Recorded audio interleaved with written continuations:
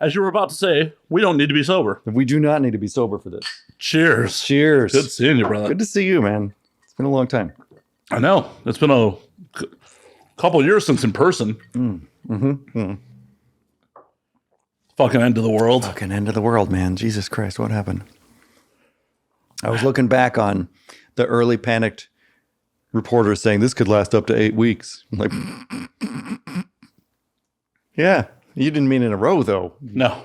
8 weeks on loop. It's Groundhog Day. Literally, we were recording this on Groundhog Day. Yeah. So Here we are on Groundhog Day, waking up like Bill Murray going, oh, here we go again with that song. And we don't even get to try to fuck Andy McDowell. Oh. I would not have passed up that opportunity.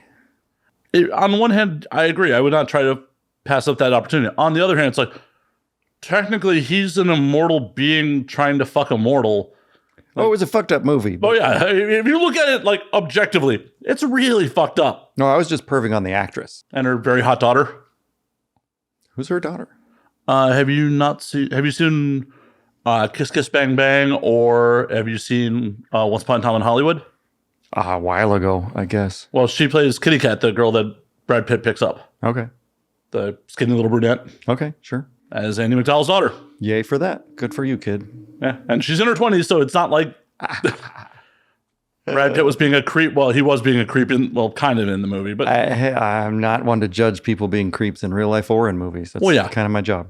Also, fictional characters. Yes, important. It's a-okay. Well, I am a fictional character. I think we both are. We're hypothetical beings, you and I. This is not actually happening. You're hallucinating this podcast, everyone. You can't prove we're not. I saw The Good Place. This could all be some demon's incarnation. We don't know. There's still bourbon, so... Mm-hmm. If it's an illusion, it's a good one. Right? Like, if you're going to damn me to hell and there's still alcohol, okay. And Kristen Bell's there? That'll be fine. I have celebrity crushes. I have sex with A-list porn stars, but I still have celebrity crushes. Who's on the celebrity crush list? Kristen Bell, for sure. There's just something about her, her deliberately annoying persona that just makes you want to slap her and thinks she'd probably be into it if you did. It's just, that works for me. I like Kristen Bell. Who else? I mean, how far back are we going?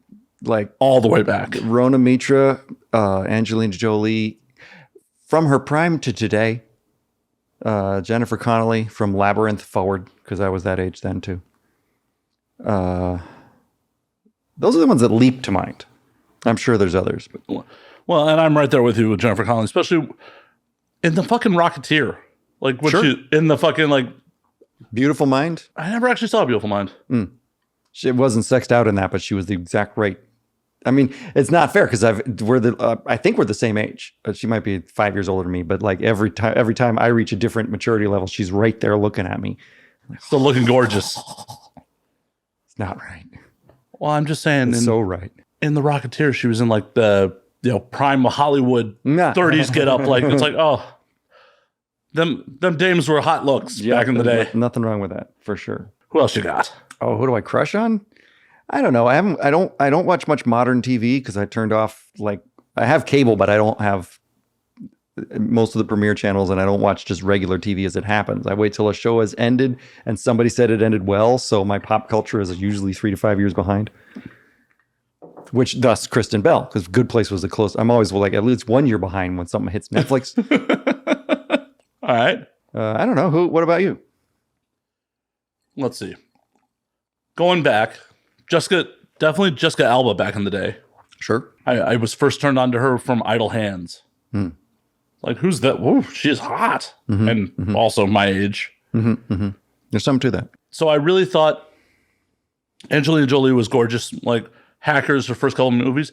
And then when I saw Tomb Raider and Jon Voight was there with her, and it's like, oh, you could definitely tell the familial like characteristics. It's like something about her like just became less attractive when I'm like, I just see a good chunk of Jon Voight's face there. No, and this is, I don't want to disclose too much, but almost everybody that I truly crush on looks like my sweetie in some way or another. That's how desperately in love with my sweetie I am. And Angelina Jolie has that fat bottom lip and that pronounced jawline, which is also why Rona Mitra works for me so hard, because they both look they don't look like, but there's enough similarity that they remind me of my sweetie, who is still my ultimate crush. To this day, she's almost 52, and I just stare at her every morning like, holy fucking God, I get to sleep with you? I don't get it. A villain in love. I swear, I'm not supposed to be romantic. I'm supposed to be all like evil and pervy and shit, but and we are. I mean, I do horrible things to her and she loves it, but we're also desperately in love, so that's nice too. It's okay. Many villains in fiction are, have that spot for their number two. You got to have that. And she grounds me. I wouldn't survive this villain life if I didn't have a real life to come home to. You're like, I would have already built the castle fortress. No, I would have died. I would have like overdosed or like driven into a tree or something if it weren't for her stabilizing influence. Oh, you wouldn't have died to like some battle with the hero and... Well, on film, maybe. My whole career, I've been playing a bad guy since 1996, and I've died exactly once on camera. I don't, like, nobody wants, I would have figured I'd die a lot at the end of the movie when the damsel gets away or whatever, but I always win. Evil always triumphs in my world.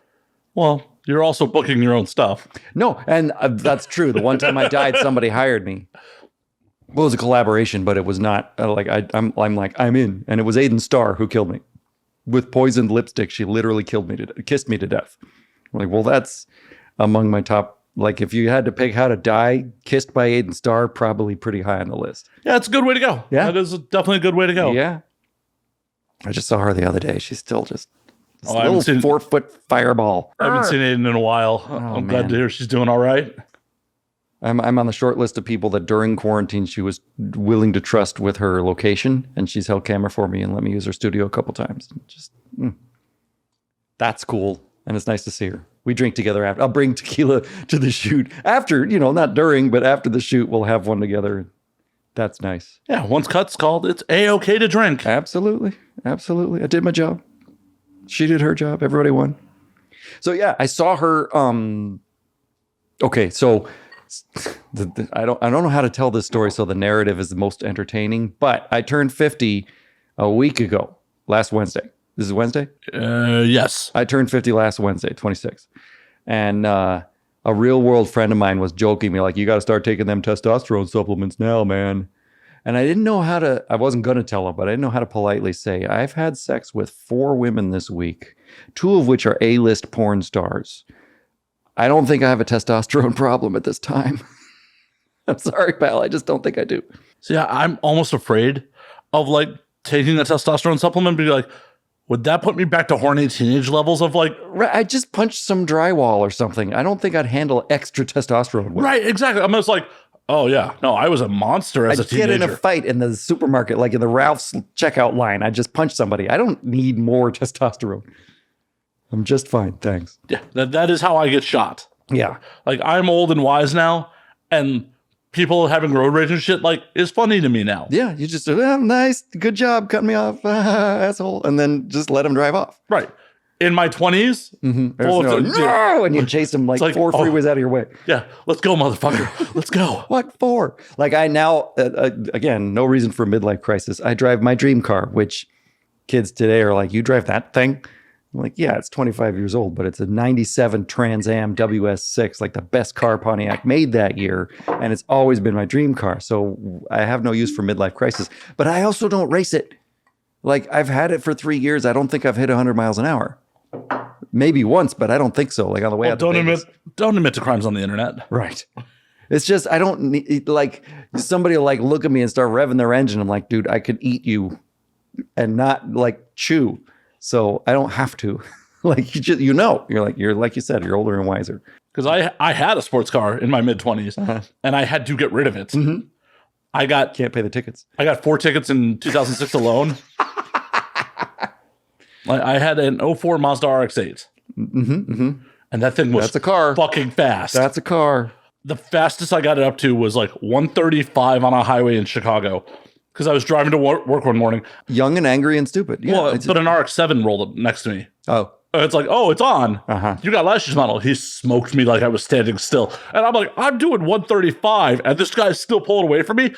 And we're on like At Expressway with traffic. No, we're on. Oh fuck. We're on I-94 in Chicago, and there is traffic. Yeah. Like that was really dumb. My stupid moment was it wasn't even a sport. I was in a Toyota truck. Like when the Toyota pickups were relatively, I don't know, this is 1990 or 93, somewhere around there. And I got kicked out of boarding school. Surprise, I went to boarding school. And like the night before that, night before I had to go home, I went to a Scorpions concert in St. Louis. And on the way home, the college is like an hour away. And I was just mad. And I had like 3 passengers in my car. And I was just mad. And you don't think right when I was 18 to 21, somewhere in there. And this dude pulled up next to me and we're on a bridge, like nowhere to turn off, nowhere to go. And I'm just mad. And I did like 130 on a bridge in a Toyota pickup. Like I could have killed all of us. Don't do that. Don't do that. That's stupid. And now we always say age and treachery will always defeat youth and skill. And now I'm into the age and treachery bracket. So let's stop doing that shit. Right. Cheers to surviving. Right? Somehow, some way. I'm pretty sure I should have been dead a couple times over at this point. Oh, me too. I'm really glad I didn't know. This is a fun ride. 50 is okay so far. I worry about it. I got some time before I'm there, but like, man, I wake up in pain some days. And like, I can't imagine 10 years from now, my body's going to be in better shape. Right. Well, yeah, there's some thank God for Tylenol moments for sure, but getting through it so far. I'm also an idiot who still in his brain thinks he's in his 20s sometimes. Like, I probably need a new mattress. It's a grown-up thing to do. It's like, okay, I'll get a new bed. Because, in your 20s, you're like, whatever, I can sleep anywhere. I'm fine. On a futon with rocks in it, yeah. Oh, I slept on that futon. Oh, yeah. In a sofa in, like, the student lounge or wherever. My bed was that futon that turned into a couch. Yep. And for quite some time, I had broken it during sex and never fixed it. So it just sagged in the middle. I'm like, whatever. And eventually I just moved the futon to the floor and just got rid of the frame altogether. Sure. That's what you do that time in your life, for sure. And then 20 years later, you're like, I wish I hadn't done that. It still hurts. When I got rid of that futon, I bought this bed. Yeah. And you've had it since. And I justified not replacing it for a while. Like, I was on the road full time. Like, I didn't really sleep on it for like 5 years. Mm-hmm. But at this point, it's like, I've had it for like 15 though. That means it's still got 10 years of use out of it. That guy with the mattress commercial says over 8 replace or whatever the fuck. Well, you can't trust them. He's trying to sell me mattresses. That's a good point. Don't listen to that guy. He's just in it for the selling the mattresses. He doesn't have my best interest at heart. He is a capitalist scumbag trying to sell me mattresses. I love your podcast. We talk about the dumbest shit. I love your podcast, man. They're like, how did we get here? We tangented a lot. Yes, but we tangented from doing an adult thing of buying a new mattress to not trusting the mattress man. Right. I don't know how we got there though, but that doesn't matter. We're having fun. Exactly. We're drinking and babbling. That's the show. Last I checked. Yeah. I still have your old white coaster that says the Now We Drink coaster. I still have that on my desk. It's like mostly deteriorated now because I have an extra one for you in a drawer. I'll take a new one. I'll proudly put it by my editing bay. I should make new coasters at some point. Meh. The old ones work. They do. They look cool. I like them. But we have neon, branding for the last like 3 years. Mm-hmm. Should put that shit on a coaster. Sure, why not? I'll use it. Or have one with my face on it. Don't you just want to put your drink on my face? Clock red. That's Matt's face. Boom. I'll just make it look like this. Cheers, Matt. Bam. Big wide open mouth. I'll just big wide open mouth right at the camera. That's great. Put drink here. You can pour one out for me eventually. Eventually, just right on there. Okay, so I had all these stories I was going to tell you before. And I derailed them all. And then I don't remember what they were. I know. While I was slurping down pasta, you're like, I have to tell you this one on mic. Yeah, but I was hypnotized by the pasta because I don't barely ever eat carbs anymore. And just watching you eat a bowl of fucking linguine or fettuccine or whatever that was with pasta, butter and cheese, I was like, oh God, I want that so bad. I mean, we probably shouldn't have admitted on camera on mic that I did that. I might get kicked out of LA over that. Or made mayor. You could get elected for that shit. Oh, could you imagine me mayor of LA? Sure, why not? I've seen some of the mayors we've had in this town. I've lived here my whole life. There's a low standard. I'm going to run for mayor. Well, I guess I should probably run for city council person first.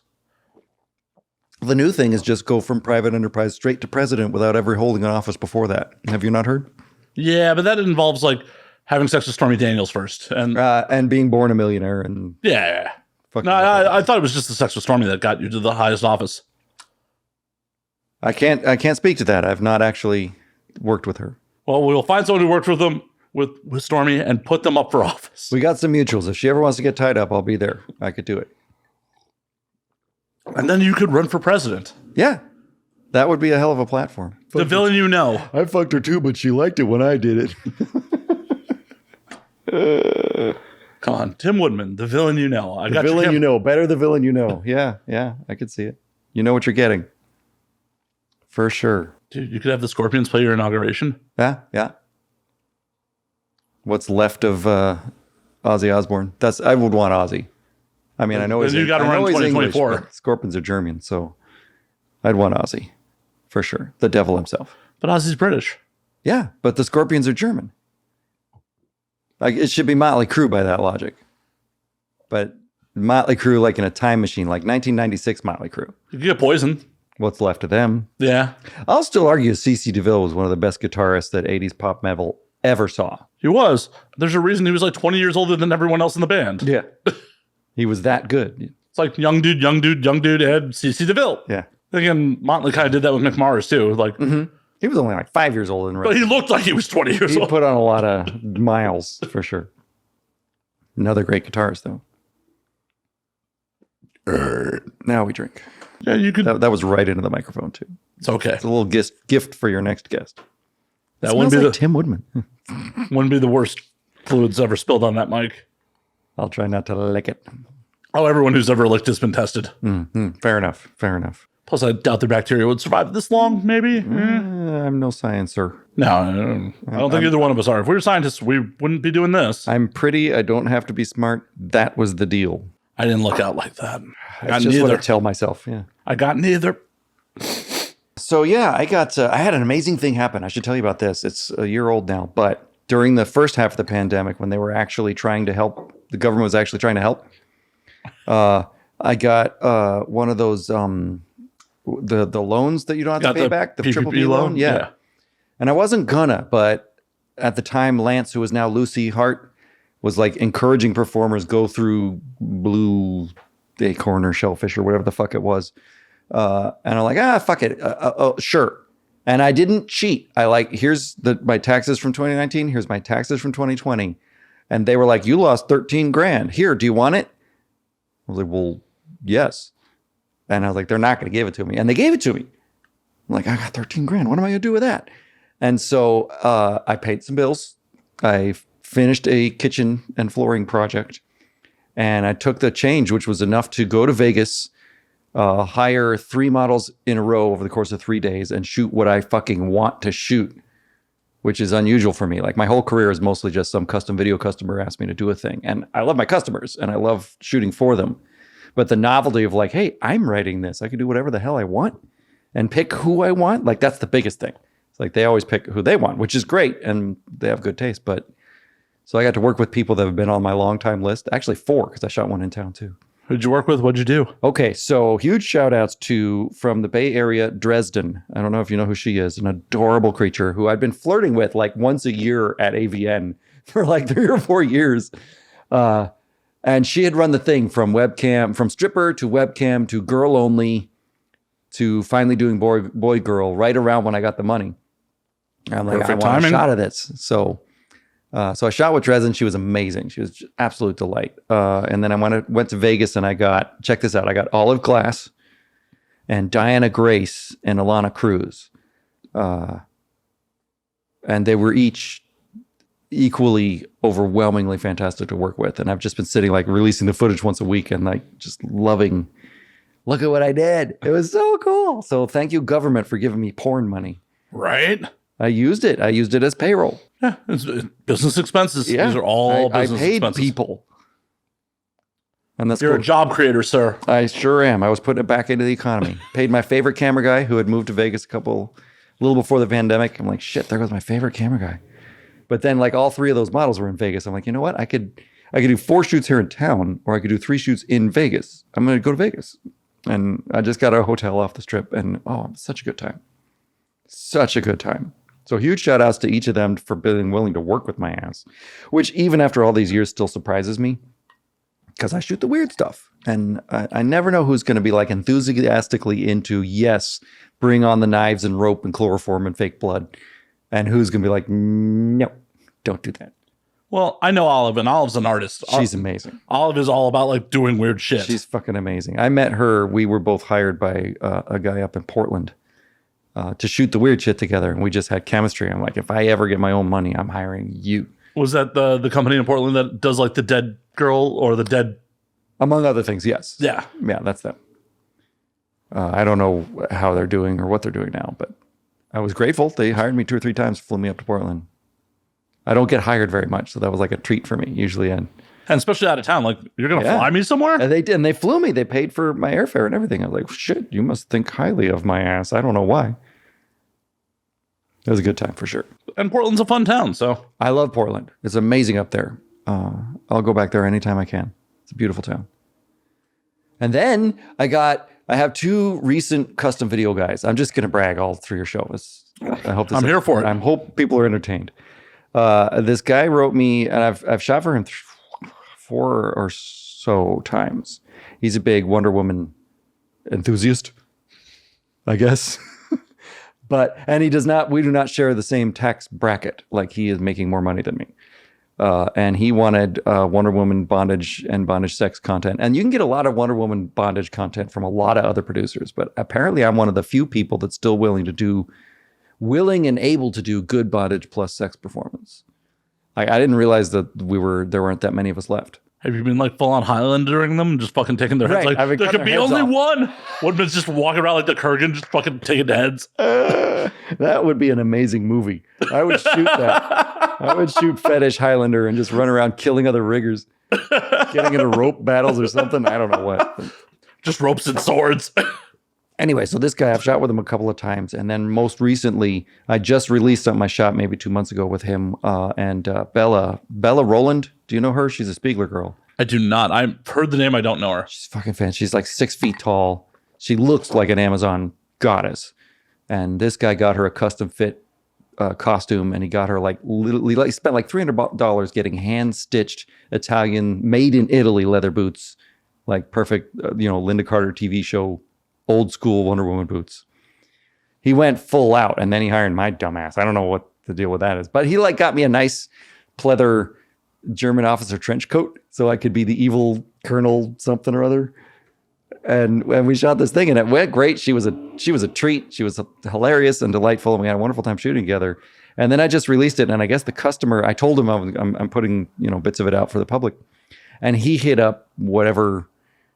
I don't want this to sound derogatory because it's not, but whatever nerdy superheroine forum that those guys talk on, I'm not there. I don't do forums anymore. He hit it, and I had sales like I've never seen before. I've literally, this last week has been my best clip sale week I've ever had. You shouldn't say that too loud. He may want a discount on the next one. Like, no, he's like, I'm going to do you another one, and I'm so glad it worked for you. And in fairness, even with my best clip sales ever, I essentially broke even. Like I don't lose money. I just don't make, like my custom video paradigm is you pick the girl, you pick the costume, you pick the content, and you become executive producer, which means here's her rate, here's how much the costumes cost, here's how much I cost, editing, location, cameraman, you pay everything. And then I produce and direct it for you. But I get my performer fee, but I don't actually charge them a producer or director fee. And production, as you know, is weeks ahead of time of hand-holding and coordinating and juggling cats. And post-production is a nightmare of editing and hand-holding and juggling cats. And that's all for free because I keep the rights to footage so I can re-release it on Clips for Sale or Niche Clips or wherever. So that's $1,500 to $2,000 I don't charge. And I did not make $1,500 to $2,000 over the last 5 days. I could tell you fucking that for sure. But it was quite satisfying. I broke the top 70 of all clips, not just my category, but all Clips for Sale, which is I don't know how many thousand studios they have. I'm in the top 70 right now. I've never done that.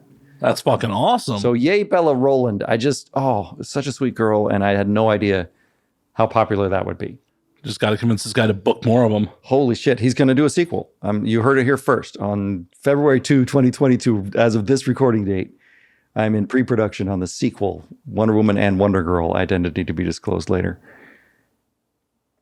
So here's hoping that works. I'm hoping it works out. I'm hoping you repeat the number of fucking sales and Holy or shit, dude. fucking above. You know that whole give me 20 years and I'll give you an overnight success? This is 26, but this is what it feels like. After all of this time, oh wow, I kind of hit the big time for a minute there. It's like, oh my God, people are recognizing my fucking hard work. That's me recognizing my hard work. No one was urinating this time, folks. That's the hip flask pouring some. Should we? I always feel like they're not paying me to endorse them.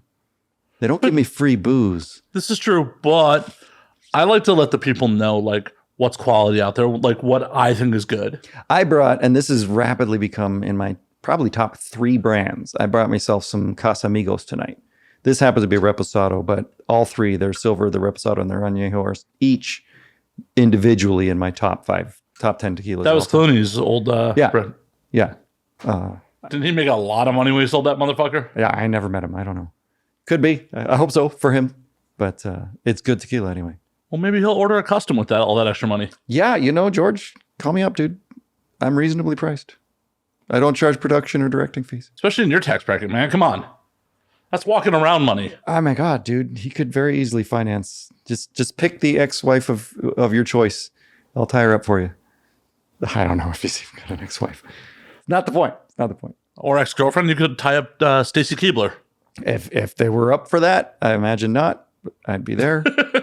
Maybe at one point in her career when she was a fledgling dancer / nitro girl. No, I'd be there. I just don't know if she'd be up for that. I don't, Well, that's what I'm saying. Like maybe 20 years ago in her career when she was up for anything. Yeah, when she was just like, I'm a background dancer on pro wrestling. Not to say that's not a noble profession. I'm just saying there's a lot of people in wrestling with OnlyFans these days. So yeah, a couple extra bucks is a couple extra bucks. Exactly. Sure. I mean, I'm all about consensual, ethical production of seemingly non-consensual acts. So if they're down for it, I'll be there. Acting.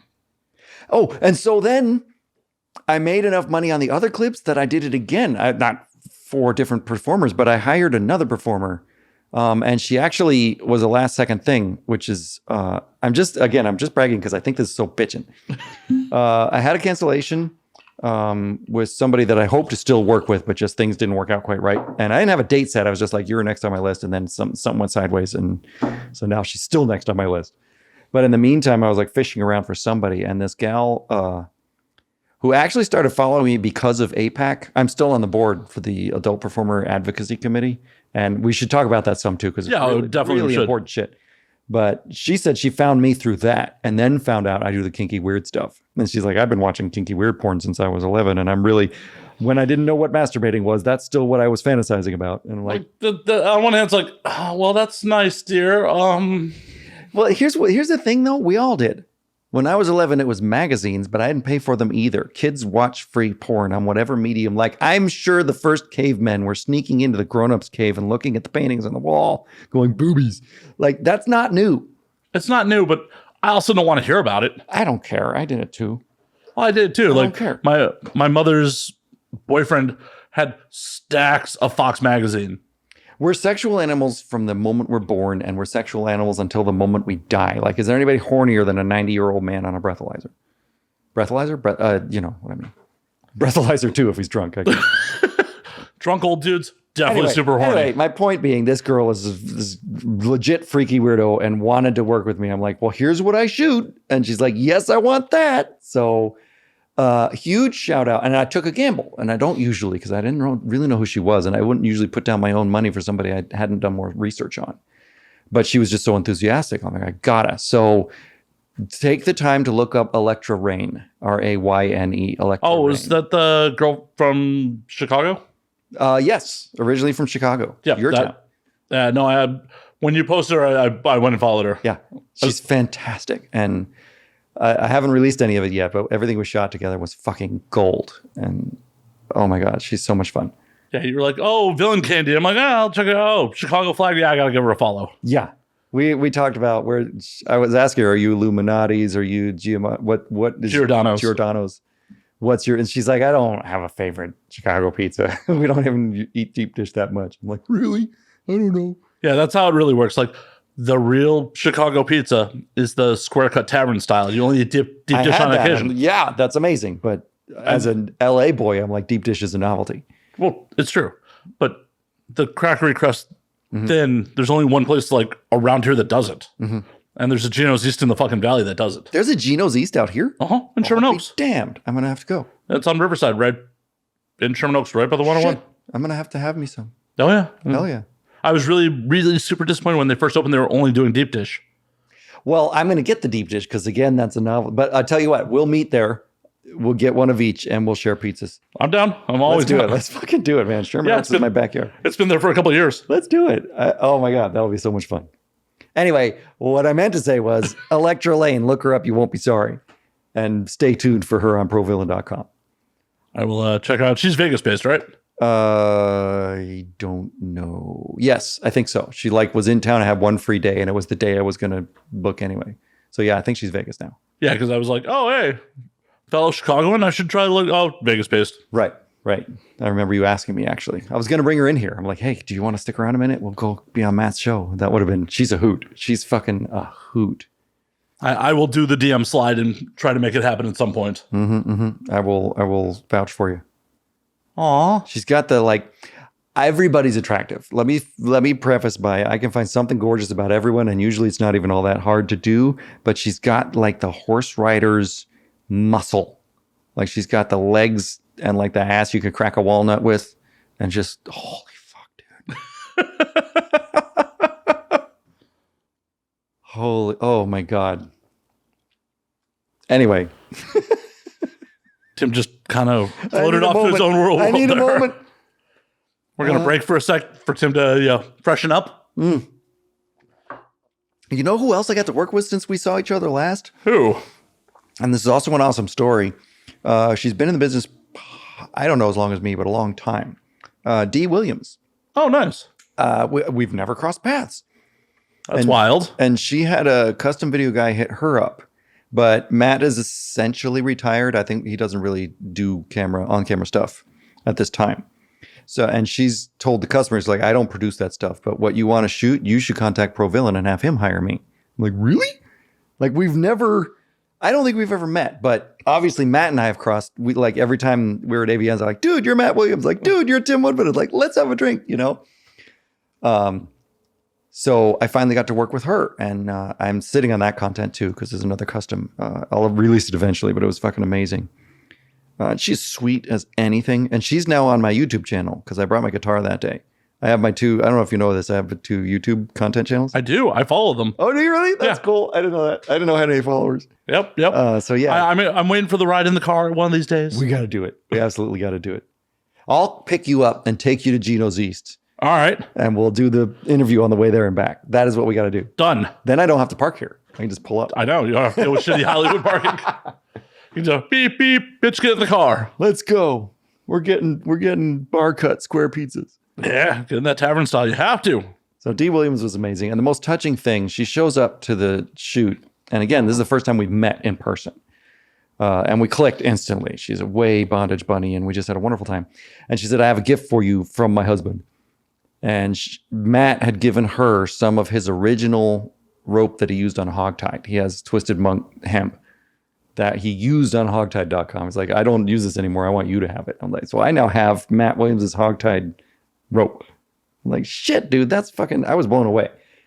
I mean, I know that's an overwhelmingly geeky thing to be blown away by a pile of rope, but that's my thing. Yeah, that's my comic books and skateboards is rope. Yeah, it's like someone handed you the fucking lightsaber. Yeah. Absolutely. So I was blown away by that. I have a sordid history with that entity, which has become kink.com, because I was around before them. And I remember when Hogtied first came out and we're like, who are these new guys? And you heard a lot of bad stories in the beginning about miscommunication and model abuse and bad things happening. And then in recent years, Allison Bowden came along and turned that company upside down and shook it up something fierce. And I was like, I want to work for you guys now. And then very recently, Peter fired her back out, and now he's running it and like, yeah, I don't want to work for you after all. I'm just bummed I never got to see the inside of the armory.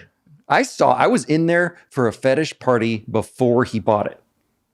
Like the one of the two, and I God, it was so long ago. It was either the Society of Janus or Mission Control, one of the actual lifestyle or BDSM clubs in the Bay Area. I was there for a convention. They rented the armory to have a party there before he ever bought it, or rented it or whatever. So I was in the Armory before Kink. That was fun. That's fucking awesome. That was a good time. That was early on in my villainous career for sure. It was a long time ago, but I'm younger than I look. I'm older than I look, but I'm also younger than I look. You're just like, oh, this place will be magical one day. Yeah, I had no idea. So I had a great time shooting with Dee. And then that same customer just hired me. And this was only a Sunday. I shot this thing with another Spiegler girl, Gia Durza. Do you know who that is? I know Gia. Yeah. She's fucking insane. She's like the coolest, craziest, you did what kind of, and this guy hired her and we did crazy demon possessed clown porn. I had to like get Jessica Ryan hook me up with her makeup artist who was actually a legit clown in her real life. This makeup artist who was a part-time clown. And she came in and did like progressive like model makeup on her. And then like we both start to get possessed by like rubber noses or a hypnotic something or other. And she like gave us like white spots and a hint of black lips. And then we turned more clowny through the film until we're both just full on crazy pants. Like Harley Quinn and It had their own little, Pennywise had their own little orgy. And that girl, I had no idea what I was getting into. Please tell me there was honking during the fucking. I got 3 squeaking rubber chickens and a bicycle horn. Please tell me. I really wanted to do that, but. You should have done that for the B-roll. So right now, if you're quick about it and you go to Gia Durza's social feed, I think on her Twitter, she stuffed one of the chickens up her ass in between takes. And you can see Gia squeeze a rubber chicken out of her ass. Before they ban her on Twitter for that one. Right? I was like, what did you just do? Like no lube, just... I didn't know she was going to do that. I'm in the other room getting my clown makeup on, and I hear them laughing. I'm like, what just happened? And then she's like, look what I just did. I'm like, holy shit, you're amazing. That's just... She squirted all over herself and got her little foam clown nose so wet that she pulled it off and like squeezed it like a grape and like, it was like, what are you doing? You're amazing. I had no idea. No idea. So I'm hoping that guy hires me again with her because she's fucking incredible. I had no idea. The only time I've worked with you was on crew for Mind Geek, and it was pretty vanilla Mind Geek stuff. She's like, I get so bored. She's like, they won't let me do the weird stuff. Like, I want to like fist myself and be screaming and turning my head around like The Exorcist. And like, the Mind Geek stuff we did was super duper vanilla. Like, this not so much. No, she just squeezed her own fucking fluids out of a clown nose into her mouth. At the end of the movie, I turned into a demon clown. So I actually used rope to create a strap-on harness for myself. I got this giant, multicolored, but mostly purple dick. So I'd look like a demon clown. So I actually fucked her with the strap-on at the end of this thing. Because I'm an artist. Please tell me you rigged up like some weird fake ejaculate. Oh, yeah. Shot stuff everywhere. Coated her. If it didn't fire confetti while you did it, I'm upset. I legitimately looked into a way to do that. I was like, I got a bunch of those like New Year's Eve poppers, and I couldn't quite. I wanted to do that really bad, and I couldn't quite do it. Oh, because that would have been amazing. Next time. Next time. Some off-colored fucking just ejaculate and then confetti. And just like, come on. Oh, that would have been amazing. For sure next time. That was incredible. I had no idea what I was getting into. She was really something special. Like, she reminds me of Amber Rain. And I do not say that lightly, because as you may recall, she and I were very close. Amber Rain was the human rubber band. You could do anything to her. I remember working with her and coming off of my feet, whipping her as hard as I possibly could. And in between takes, they'd cut, and she's like, you could hit me harder if you want. I'm like, I am literally coming off my feet. I cannot hit you harder than this. Like, I'm going to throw my shoulder out here. Yeah. I'm going to injure myself trying to hit you. And if I hit you any harder... You'd put rope on her and she'd just start purring. She was just such a creature, that girl. Such a loss. Here's one to Amber Rain. Here's one to Amber Rain. Never to be repeated. Right.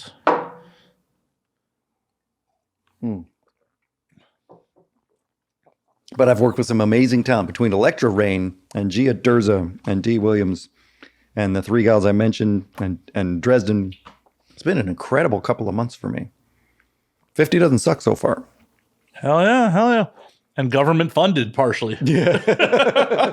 I'm like, if you're going to give me, I didn't cheat. I didn't break any rules. You said, how much did you make last year? How much did you not make this year? And they loaned me the difference. I paid myself according to their thing. Like if you're self-owned business and you transfer it from your business to your personal, you paid yourself and you don't have to pay us back. Like, well, that's what I'm going to do then. And then I just reinvested it. It's what I did too. Shit, yeah, man. I didn't get quite that much, but... Well, the horrifying thing is I lost that much. Like that's money I legitimately would have had, but for the pandemic. Oh, I lost at least that much. But when I... The problem is...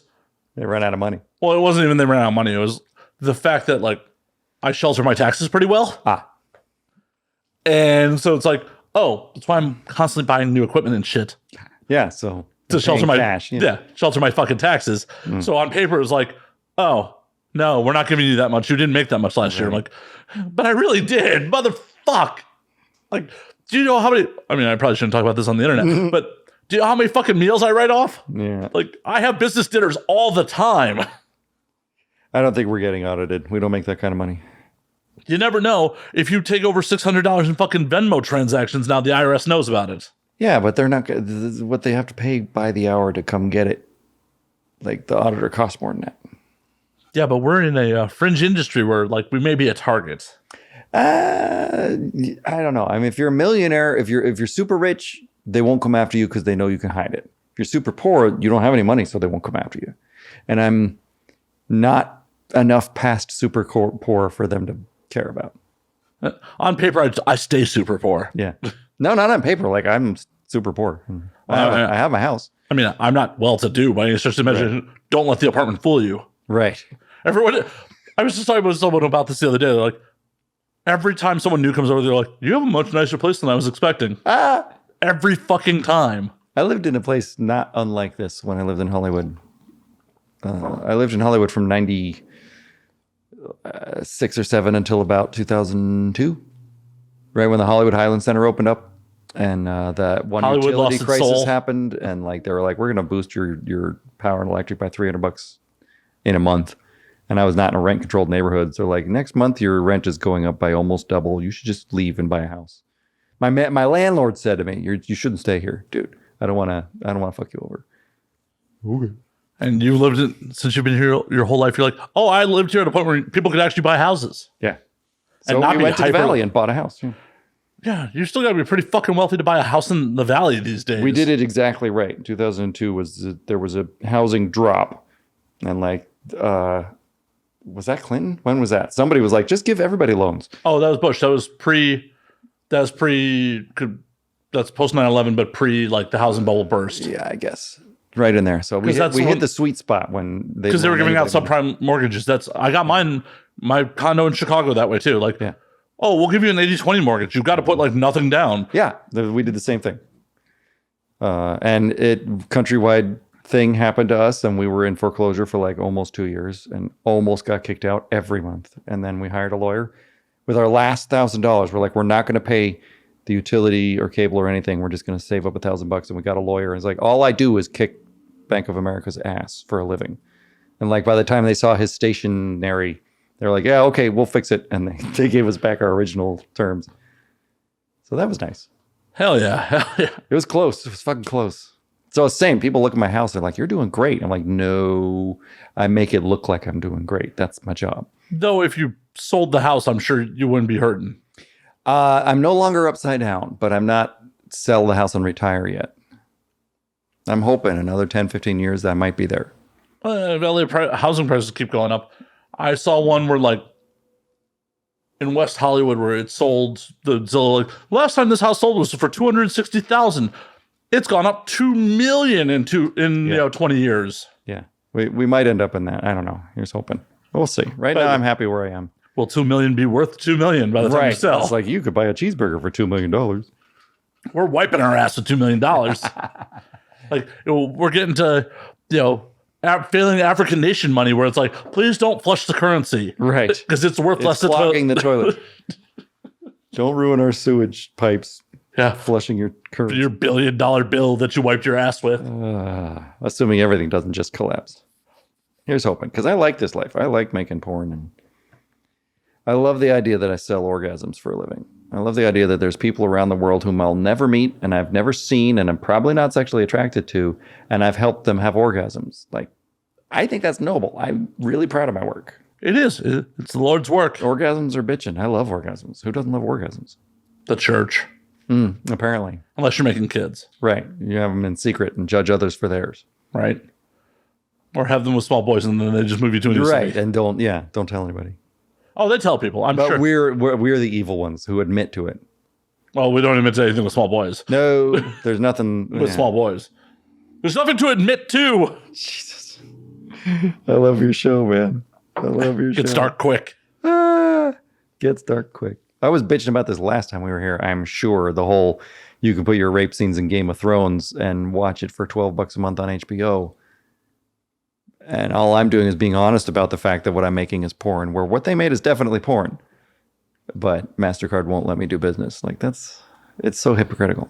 It is. It's puritanical and And it's about control. It's about big companies having the ability to do things that mom and pop people can't. It's that. It's also The illusion of propriety.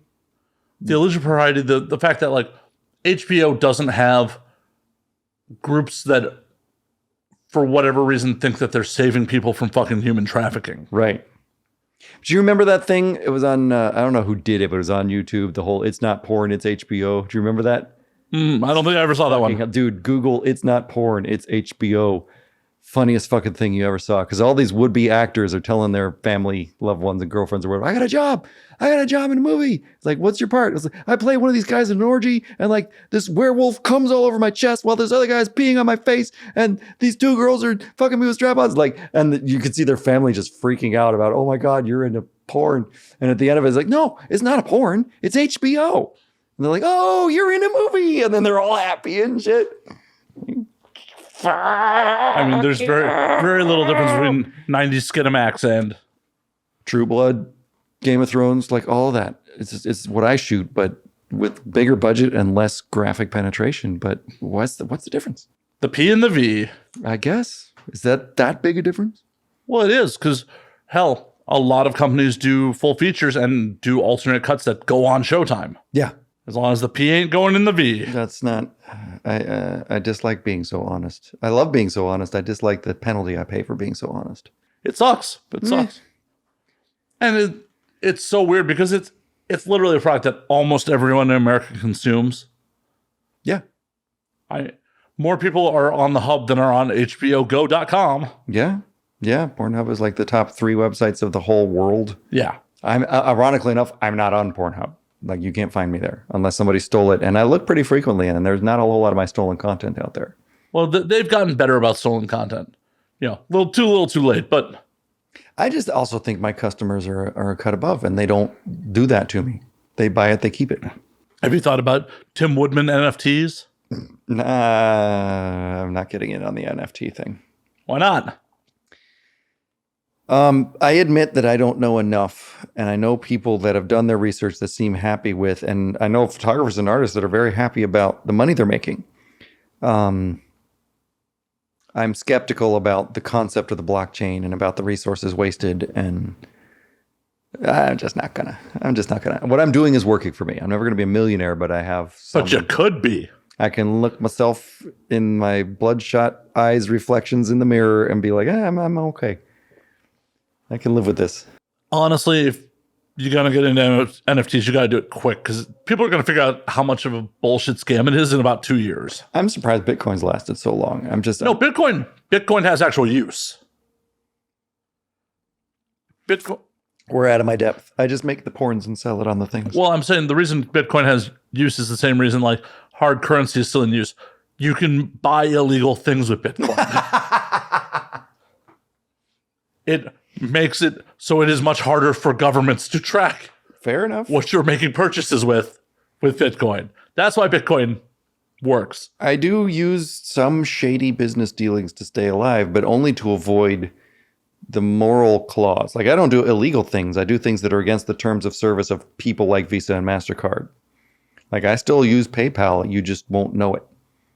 Well, for sure. Everyone does. Yeah. And I feel so bad for all the girls that have their PayPals shut down. And they suffer a lot worse misogynistic ill will from their customers than I ever do. My customers mostly just love me because I make the stuff they love. And a lot of guys hate the women that they're getting off to in some way. Well, because they know they'll never have them. I think it's partly that. I think it's a lot that. And they don't hate me that way because I'm helping provide them with what they want. But so I'm pretty safe. And I'm just like, I tell my customers, like, you can pay me through PayPal. Just don't write anything in the memo line. Because if they seize your money, that's not my problem. And I just empty my PayPal every night. Like any money I get, I instantly transfer to my bank. So they're like, oh, you seized my $15 that I left in PayPal. That's fine. But I know girls that have lost thousands that way. Well, yeah, it's not a bank. You shouldn't be leaving any fucking money in there. No, just transfer that shit out of there right away. Oh, yeah. So, hard left turn. Oh, no. I promised myself that I would be a good, responsible board member and talk about APAC some while we're here. Oh, fine. We got to talk about serious stuff. I know. Well, I'll keep it lighthearted, I promise. But the Adult Performer Advocacy Committee, which was originally conjured into being to fight like Measure B and Prop 60 back then. And I never meant to be, I always volunteered there. Like, I'll put a butt in the seat at the very least and offer what wisdom and counsel my years will allow to anybody who wants to hear. And then somebody behind my back nominated me for board. And they wrote me a letter saying, do you want to write a blurb for the elections? I'm like, what elections? Like, you've been nominated for board of APAC. I was like, oh, I should probably withdraw. Oh, I'm elected? Okay. And like that, I was on the board. And so then my conscience got the better of me and I've been trying to help. But we've changed our mission a little bit. And I think some of the things that people don't realize, we get not taken seriously. And I'm like, that's totally okay because we're like student council. We don't have any authority. Like people are like, APAC, these two performers are bitching at each other. What you going to do about it? I'm like, jack shit we're going to do about it. You're grown-ups. You fix it. We're not cops. You're not trade union. We're not your parents. We're not a trade union. So our mission at this time is to provide performers with wisdom and knowledge and experience and the resources they need to be successful on their own terms. And I shouldn't say this because I might get in trouble for it, but part of it is, and I wouldn't go so far as to call it going to war, but we're in a struggle with some of the less ethical talent agents that represent their models, because we kept asking them year after year, let us talk to your talent and help them. We'll help you by giving them knowledge and information to make sound choices, and they'll know what's expected of them, what to bring to set, how to behave. And they were like, no, you can't talk to our girls. But now we've got social media. So we're like, yes, we can. We'll just do it there. But at the end of the day, motherfucker, they work for you, not the other way around. That was our first message. We started a new information campaign. We're just helpful tip, like hashtag helpful tip. We're like, your agent works for you, not the other way around. You can always say no thank you to a job. He doesn't work for you. You don't have to do what he says. He has to do what you say. Right. Scream at your agent that they're not booking you. Yeah.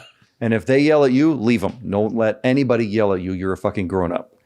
Don't let directors, co-talent, especially producers or agents yell at you. They're not allowed to.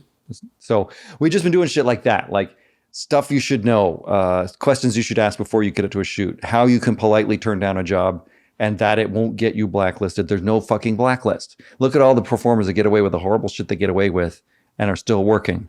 You won't get blacklisted for saying, I didn't like working with that guy. That you won't get blacklisted for, but generally people are nervous when they're new.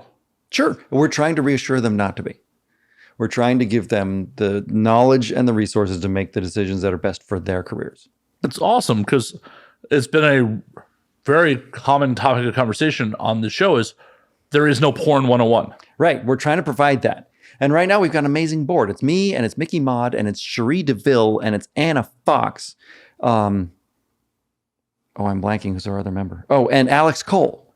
Like these are all people with wisdom and varied experiences who are just trying to help. And so, yeah, we can't settle disputes between people. We don't wish to. That's not our function. But we can provide information. And that we're doing. And I'm very proud of that. That's awesome. Yeah, one of the things I often surprise performers with is like, your agent has to carry workers' comp insurance for you. Yeah. They're like, what? Huh? What do you mean? Like, yeah, that's part of agency law in California. Yeah. And you're allowed to have a no list, and you're allowed to ask your agent, who am I working with before the day of the shoot? So you could say, I'm not comfortable working with them. or at least look them up to find out if you want to work with them. And like, without passing judgment, if there are kinds of humans you don't wish to work with, even for a reason that I might not approve of, like if you have a racial preference or a sexual orientation preference or whatever else, if you do, you're allowed to. You can just say, I don't work with people like that. But it's best to do it a day before and privately. Yeah, don't do it on Twitter. Yeah, don't do that shit on The mob will come for you. They will, and they'll be right in that case.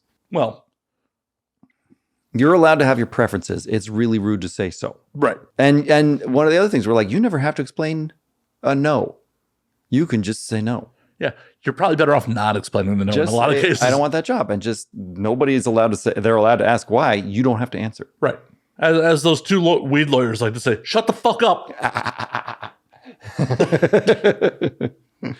Anyway, thanks for letting me, a little signal boost for APAC. If you're a performer and you're listening, it's APAC Social. I don't know what the Twitter is, but you can find it from my Twitter handle, I think. APAC is your friend, and we're here to help, and we're here to give you information. So are you guys actually putting together like seminars and shit like that? Or once it is more feasible than it currently is, we're going to start hosting industry-only parties. Maybe once a year. We did one right before lockdown. And that one was co-hosted, and we actually said performers get in free and the public gets in paid. I don't think that's what we're going to do. I think we're going to have a performer-only party for us. yeah, fuck that. Fuck setting up a porno zoo. Let's just, the public can't get in. Nobody's going to grope you. And your coworkers don't get to grope you without permission either. That's another one of our guidelines, is let's all be respectful of each other's boundaries. But I think we need more safe space events where performers can just get together and have company, whether to bitch and gripe or to brag and cheer or just network because I've always wanted to meet you. That's what I'd like to see us do. I think that's an admirable fucking goal. Another thing that we've talked about on here recently is, and fairly regularly, is like being a important performer can be a lonely fucking existence. Yes, it can. A lot of people complain about that. I was like, it's hard because the romances are like high school romances. Well, because this is high school. It is for a lot of them. I guess that's true. But there's so much hormones, and they're so rife with the potential for miscommunication and jealousy.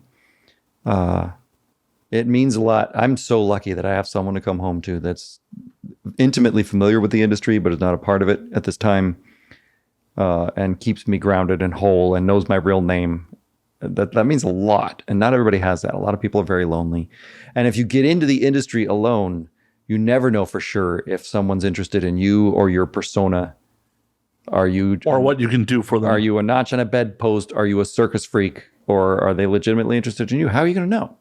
That's rough. Trial and fucking error. Yeah. And performers who date each other can be cool because at least you got somebody that knows what you're going through. But also, if you break up, like you're never very far away. You and I have both seen it multiple times. Where like all of a sudden, people's no lists explode when they get into these relationships. Like, oh no, you can't. No. It's like, what the fuck? Yeah, that gets rough. Performers have they have a rough time with it because it's like it can be very lonely. You don't know who to trust with other performers or civilians that say, "Oh, I'm totally cool with your job," and then are super not. I dated a girl. I constantly tell myself I'm not going to do this again, but every now and then somebody not in the industry expresses interest in me. Somebody referred this girl to me. He's like, "Oh, you're into this kind of stuff. I bet Tim would be a good friend for you to know." And so I'm recently dating this woman who's at least my age and married. So I'm not worried about her trying to like dig into my life or whatever. And it's a recently open marriage. I've met her husband and we're cool with each other. And he knows I exist. He's not going to like show up at my door with a shotgun. But right before quarantine for about 2 years, I was dating this girl who was initially very interested in me, but we were very different ages. And when it wasn't serious yet, she thought that me being a porn star was pretty cool. And as she started to get the feels and the feelings, she was like, "Why do you have to do that job?" And she's like, "Did the about face." I'm like, "Dude, I told, bitch, you knew I was a snake, right? You don't take the rattlesnake out of the snow and expect him not to bite you." That was an obscure, you followed it though. You saw what I just said. Okay. Oh, yeah. And we broke up. We broke up like New Year's Eve, 2019 to 2020. We broke up. I was like, I'll miss her. But I think ultimately I was more harm to her than good for her anymore. So I just broke up. It's amazing when you're like, old enough to recognize like, oh, I'm no good for you. I need to like take. She was causing me anxiety and heartache, but more importantly, I was causing her harm, and I didn't wish to, and I won't. So, well, yeah, you can be mad at me, but we're breaking up. There's definitely been a couple of women in my life where like, oh, I'm gonna ruin your life. I'm cool. We're gonna take a step back. This is me leaving. Yeah, this is me leaving before I ruin your life. Because I know the signs of me ruining someone's life. I've done it, and I'm not gonna repeat that. I hope I have not, but I don't know. As if it is, it's someone I don't talk to anymore. Oh, and there are definitely a couple exes who probably rue the day that they ever got involved with me. I remember Jay Wiseman. Do you know who Jay Wiseman? I don't know Jay. He wrote SM 101 a long time ago, back like practically before the internet. And he's one of the legendary educators within the kink community. And I remember having dinner with him, and he was saying, because one of his friends was going through yet another breakup. And he told his friend, look, over the course of your life, you're, I don't know how 40, however old he was at the time. Like, if you've had 10 girlfriends and like 2 of them think that you're a rotten, horrible bastard, those are acceptable numbers. But if every girl you break up with thinks you're a rotten, horrible bastard, they're not wrong. So I'm just aiming for that 2 out of 10. I can live with that. If it's only that many, I hope. Oh, shit. I got to think about this. Like, what constitutes a girlfriend? Because I don't know. I've been a fuckboy. I've definitely been a fuckboy in the common parlance. I haven't really that much. I mean, I do that for a living, so there's no real need to, I guess. Well, it's not like I've been dishonest with anybody, but I've definitely been emotionally unavailable. I'm totally sipping into the microphone just because I want you all to savor this tequila with me. God. Yeah, I've definitely fucked some people that like I had no interest in besides fucking. And like I didn't hide the fact, but I also didn't like advertise like, hey, I'm just here to fuck. I was just kind of like, oh, this is happening. Sometimes Miscommunications happen by neglect, a live omission. Yeah. Oh, you try not to do it too often. You try not to do it at all. That doesn't mean it doesn't happen.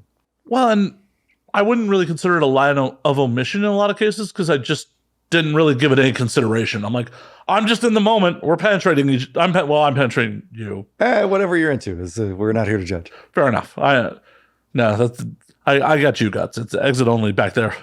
I'm not very judgmental. I mean, everyone would judge what comes out if like that happened. Oof. I would definitely have to buy a new mattress. You know who your friends are when you're on camera and you're like, we need to wipe some things up. We shouldn't have done anal just then. And everybody, like, no matter how well you clean it out, sometimes there's a mishap. Oh, yeah. And I've been pooped on. I'm like, it's fine. Oh, no. I got wipes. It's cool. And we just kept shooting. Yeah, no, I've been pooped on too. The last time I was pooped on, I was a performer, but like I'm obviously not having performance sex with them. Right. And she was really upset. And I'm like, no, it's cool. I'm just going to go shower. Not a big deal. Not a big deal. I got wipes. It's fine. Right. Like I'm literally just going to walk. I'll be right back. I'll be right back. We can go again if you want. Yeah, like if you want a minute, that's fine. Right. This isn't a shoot. I wasn't expecting you to eat gummy bears yesterday. Like I came over on a booty call. You decided you wanted anal. I obliged. Yeah. Not as much prep work as sometimes happens on camera, but we're not on camera. Exactly. That's fine. Don't care. I do remember, and the girl had asked for it. It was off camera as well. In fact, it was the girl. I don't want to be too specific on the off chance that she's stalking me. I don't want her to feel like I'm talking about her, but I'm talking about her. She wanted butt stuff, and I didn't know how much or how little experience she had. And I'm certainly not the largest cannon in the artillery department, but I'm not insignificant. And I got in there, and you kind of know when somebody tenses up, like, that's more than they thought was going to happen. That's a grip. We're in there tight. And then I was like, you'd better just ride this out and come quick, because I don't think you're getting a second shot at this. And she was like, it was not a non-consensual thing or anything. She was just startled and had a tightening reaction. I'm like, well, I better just finish this up. And afterwards, she's like, she was used to, I don't know how specific to get with this, but she was used to more gradual entrance. So she was trying to open up and relax, and I'm like, here we go. And just boom. And it was like balls deep faster than she expected. Sorry. Miscommunication happens. Yeah. And again, it was totally fine. We had a good giggle. Good giggle. Hopefully a good orgasm all around. I had a good one. think she did. I hope she did. Can't always tell. I don't, and I'm not going to ask. I'm like, did you fake that? It's like, if you have to ask. I know, and that is such a fucked situation. It's like, well, we're supposed to be open and honest, but like, it's not where orgasms are concerned. Right, not 100% with not where orgasms, because like I know some women are like, oh, but if you have to ask, I didn't, and just look down on you like on as a dude trying to have that level of communication. I mean, certainly, like, could I have done something better or whatever? But usually you don't ask in the moment. You ask like the next day at lunch, so they have time to calmly reflect. You're assuming you're seeing them again. Right. Okay. Well, if you're not, then you don't care. Right. Well, I mean, but I may want to go again in like an hour. Well, we have for an hour for now, would you like me to do something different next time? It's a legit question. And I would put it that way. I wouldn't be like, did you come or not? I'd just like, couldn't I do something even better next time? You let me know what you like. I don't think I've ever actually asked anyone if they've came, at least not since I was a teenager. And truth be told, this is part of my job. I have had so many fake orgasms on camera. You have no idea. No idea how much Cetaphil we waste in porn. I'm sure everybody knows this already, but that's the inside trick. If you didn't actually see the dick and you just see something land on her face and the dick's not in frame, it didn't come out of the dick. It came out of a jar of Cetaphil. It looks a lot like cum. It's just soap. I'm sorry. Apparently in Europe, they use fucking an antacid.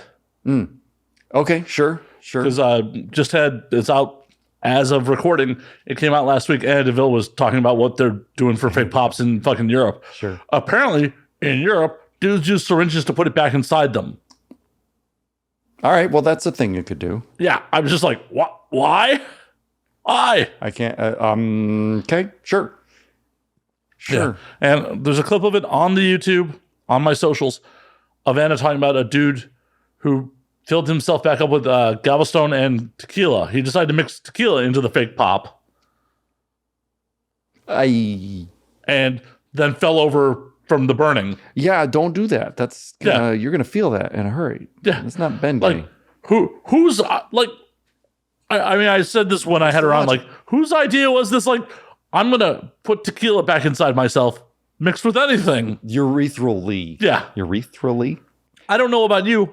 Well, you're of the age where like you had to do the old school STD test where they had to Q-tip your fucking dick. I missed that round. Really? Yeah. Well, the first several years of my career, I didn't actually do sex. The first 6 years I was a villain. I didn't do sex on camera. But I'm still saying, like, you never got an STD test as a civilian back in the day? No, I wasn't. I mean, I was slutty, but I wasn't that slutty, I guess. I don't know. I never got to this day, touch wood, I've never had an STI. Well, good on you. Thanks. I mean, hell, I was having nothing but protected sex in the 90s, and I still went and got regularly tested. I was having very little sex in the 90s. I wasn't having a ton of it. I was a late bloomer. I was not having a ton of it, but I was having enough where when I had new partners, I went and got tested. Mm-hmm. And back in those days, the gonorrhea chlamydia test was they Q-tipped your fucking dick. Yeah, I never had that particular. It is fucking horrible. I imagine that's less than pleasant. It really made me not want to get an STD test again. Peeing in a cup is just fine. I'll go with that. I pee in a cup a lot. I bleed in a tube and I pee in a cup. Oh no, I got a Q-tip up the nose these days because. Yeah, I'm A-okay with all of that except the Q-tip up the nose. I hate that fucking shit. I don't fucking care. Go right ahead. I got so few limits anymore. But the Q-tip in the dick, like, oh, that was because not only did it wake you up. Oh, it was horrible. Then the next time you pissed, it still burned. Sure. It was just so people that are into sounding. I'm not here to kink shame you, but I do not get it. I got buddies. I know a guy. I don't know how much of this needs to be public, but I'm aware. Not everybody. I'll have a lot of secrets that are not mine to tell, but I have a buddy who's definitely can take way past a number 2 pencil and enjoy himself. I'm like, you go right ahead, pal. I'm not here to judge. That's awesome that you could do that and have such fun. Well, I have a conspiracy theory that I've discussed on air before that I think a lot of male talent is into sounding because either that or I have a very narrow urethra. Because you look at look at talent's cocks, like, yeah, I don't think my opening's that big. Like, are they sounding it out or just I do have a narrow urethra? Of the many things I have not measured, the urethral opening I have also not measured. I don't know how big my dick is. I've never held a ruler up to my dick. I don't care. Well, I'm just guesstimating. Like, it's not like I'm sitting here like on set as a PA. Right. Hey, 5 centimeters or come here. How big's your dick opening? Hang on a second. I got some calibers. We're gonna sound you real quick just to see. Are you into this? Are you into this? Just to see. Just to see. For science. For science. We're doing a survey. Exactly. It's part of your 2257 paperwork. You agreed to this. I love your show. I love your show, Matt. We talk about the dumbest shit here. Fucking love it. This is an intellectual show, sir. What are you talking about? It absolutely is. That's why we drink so much during it. To make it dumber for the modern American. Right. We're translating. These are word filters that we're drinking. Exactly. But I'm actually still amazed that you never got like the old school fucking swab dick. Nope, never came up. Never had to. I never had to. I just the sex ed I got in school led me to believe that I was going to get AIDS every time I fucked. Condom or not. I was just like, you're gonna get AIDS. So I got tested fairly regularly, though I was having nothing but protected sex with other people that were probably, well, some of them were fairly promiscuous, but not that promiscuous. Yeah. Hell, it wasn't until my 30s till I've had one STI. I've had chlamydia. I got it from a fucking civilian.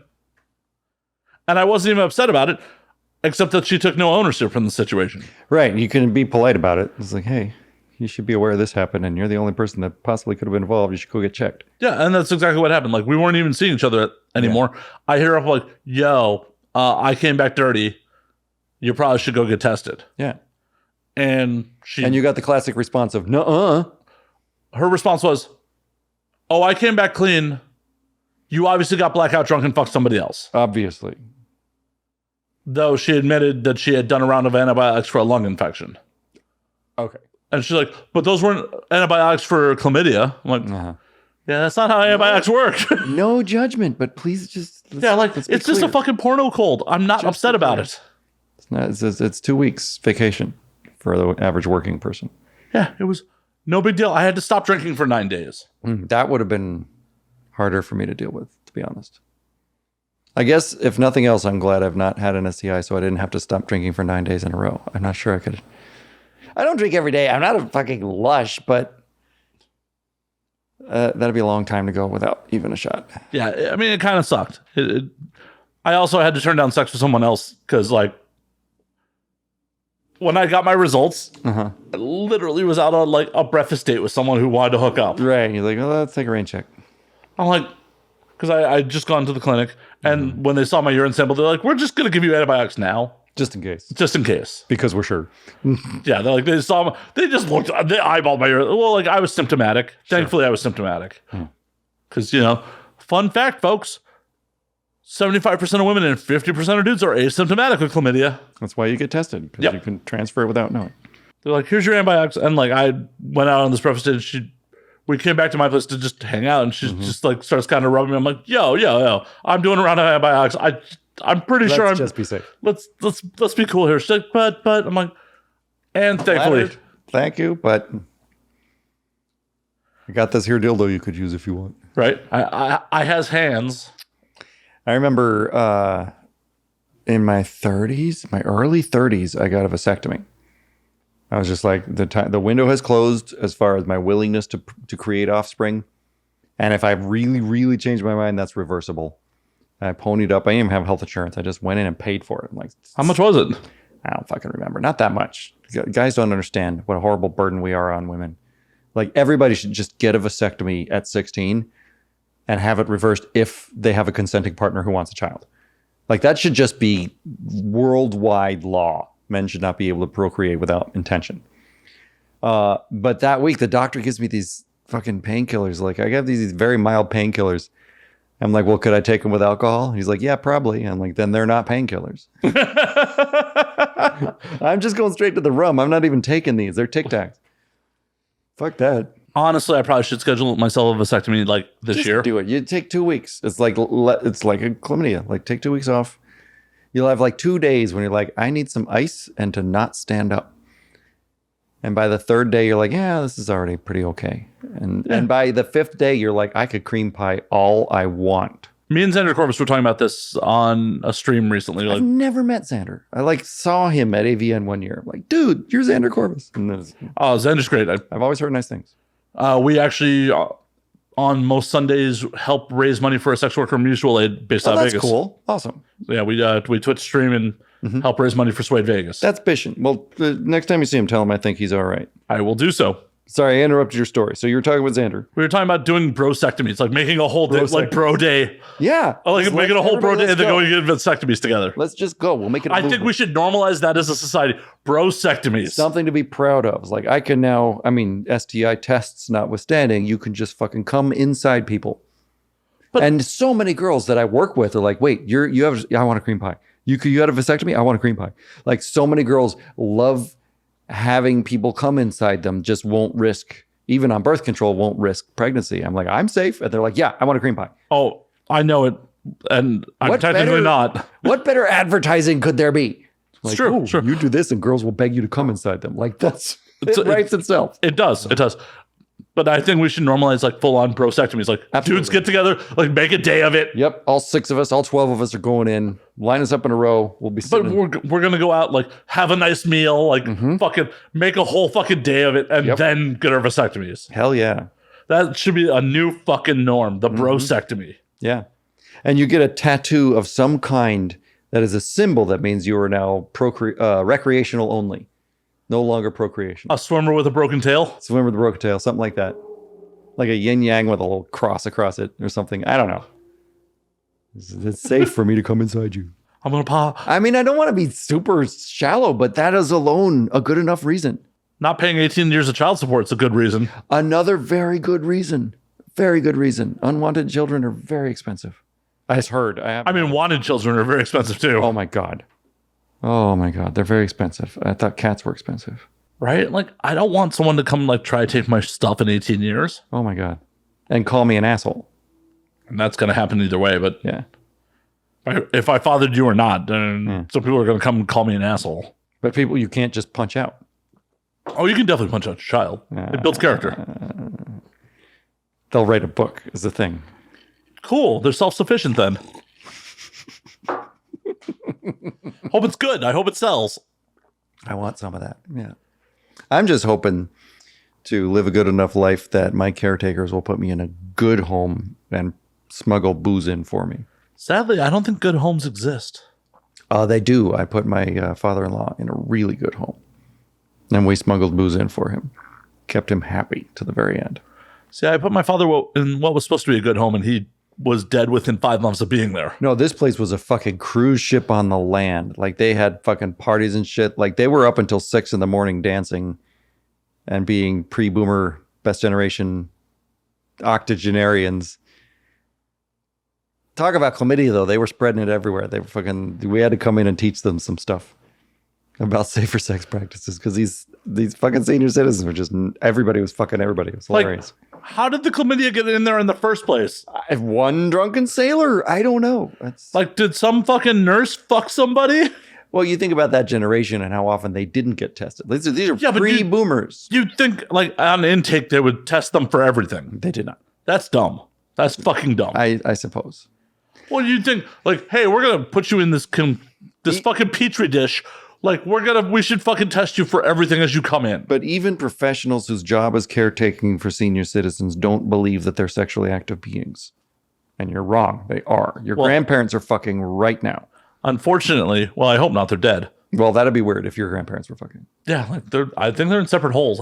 I'm pretty sure they didn't bury them together. But everybody who's watching this show, if your grandparents are alive, they're having sex. Maybe not with each other, but they are. And also, a lot of people that are professional caretakers in those homes don't view them as people, let alone sexual people. That's a whole other societal issue we have to worry about, of course. Well, unfortunately, those people are underpaid and stressed out. So, yeah. That is also a societal issue we have to worry about. Oh my God, we have societal issues here in America? Never. Let's go back to drinking, shall we? I mean, you stopped? You got chlamydia or something?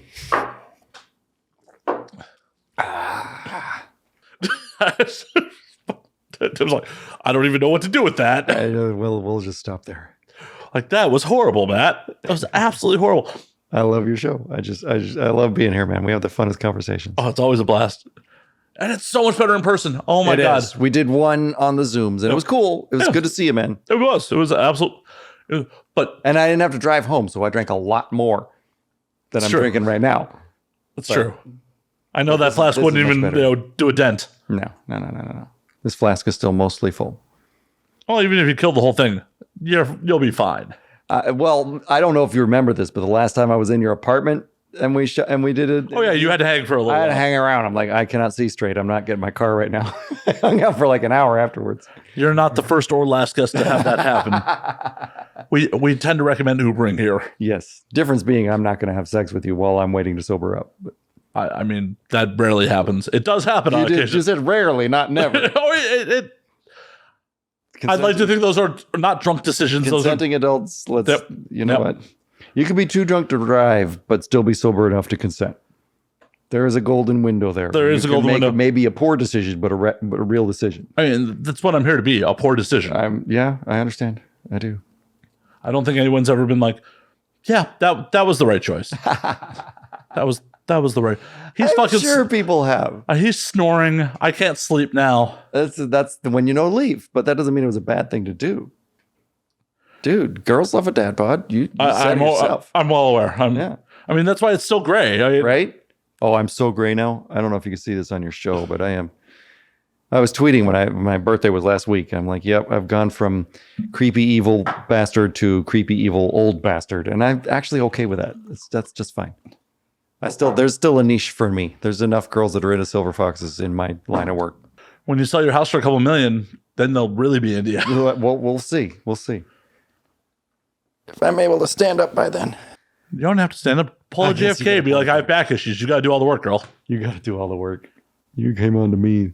You got to change my diaper and fuck me. Right? As long as you're down there. Oh, man. We're going to be such horrible old men. If I make it that far. We're going to be like Giuliani's. It's just, oh, God. What's wrong with that guy? Dude, now, why would you say that you're fucking brain dead? Oh, God. I will be. I'm going to be that guy. I'm afraid of it. I'm afraid that's where I'm going to end up. Honestly, I hope not. Oh, I super hope not too. Because honestly, that is the most terrifying thing to lose. Like my mental faculties. Like that guy's gone. But he's a classic boomer. Like he's like when people say "okay, boomer," they're talking about that guy, right? It's like my dad was a classic baby, literally born during the baby boom, and they're a special breed of entitled assholes. But not all of them, obviously. Enough to make the demographic plausible. Well, and it's wild that like a lot of them went from being fucking hippies to fucking assholes. Mm-hmm. Which leads me to believe that free love was just a goddamn lie for dudes to try to get laid. I don't know. I mean, I obviously was not alive at that point, so I'm Generation X. I was born in 1972, so I missed the 60s and 70s. Grew up in the 80s. And what's weird is what you didn't realize you saw happening. Like I'm older than malls. Like the shopping mall happened in the 80s. And when you're a kid, you didn't know that. You thought there were always malls. You just never saw them before. So like watching Stranger Things is the weirdest like acid trip because I wore that jacket. I wore those clothes. That was my haircut. I was 11 years old. I wasn't a kid. Let me rephrase. I was 11 years old when those kids were 11 years old in 1983. So that's an experience all of its own. I can only imagine. What's wild to me is like 1990 something has more in common with 1970 something than we do with fucking 2000 at this point. Right. The amount of time that's gone by is baffling. Well, not even just the time, just this how society works in technology. Like when I was a teenager in my early 20s, we went to pool halls, we went bowling, we did so many analog real world things. Right. And now it's like everything's fucking digital. These fucking I'm gonna put on my old fucking man hat for a second here and like some of these fucking young kids can't communicate. Unless it's through a fucking screen, they can't communicate. It is disturbing to me. It's I don't understand it, and I'm not trying to judge. I just literally don't understand the anxiety that says you can do all these things on your phone except talk on it. Like if you call a millennial or a younger than millennial, they won't pick up because they're terrified. I'm technically a millennial. Okay. I'm an elder millennial. But they're terrified. You know what I'm talking about. They're like, I can't talk to you on the phone. Fuck no, I'll text you all day. But I'm like, well, I actually find texts much more uncomfortable. Like I'd rather... Well, and texts are... convenient. Sort of. But- I can definitely convey everything I need to say to you in about a 30-second conversation versus 100 fucking texts. A yes/no answer, I will text you. But if there's nuance, I'd rather you not misunderstand. And they're like, no, please don't call me. I can't. I get anxiety. See, I used to love like just talking on the phone for hours with fucking But girls. that's what we did on a corded telephone with a little curly line. 3-way calling. When they first rolled that out, oh my God. And your parents yelling at you to get off the fucking phone. Late middle school, early high school, like I had my own line. We had 2 lines in the fucking house. Shit, I did not until I got my own place. My father, You know what I miss? You know what I miss about pre-smartphone?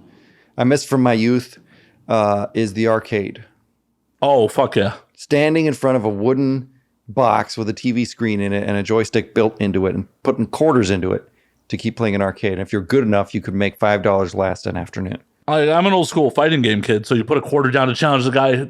That's what we did. Yep. I was Neo Geo. Were you what, Street Fighter? What were you? Street Fighter 2, fuck yeah. I was Samurai Showdown was my game. Street Fighter 2 and MK. You played the machine until it was about to win, and then your best friend put in a quarter, and you played him until one of you win, and then he went on to play the machine.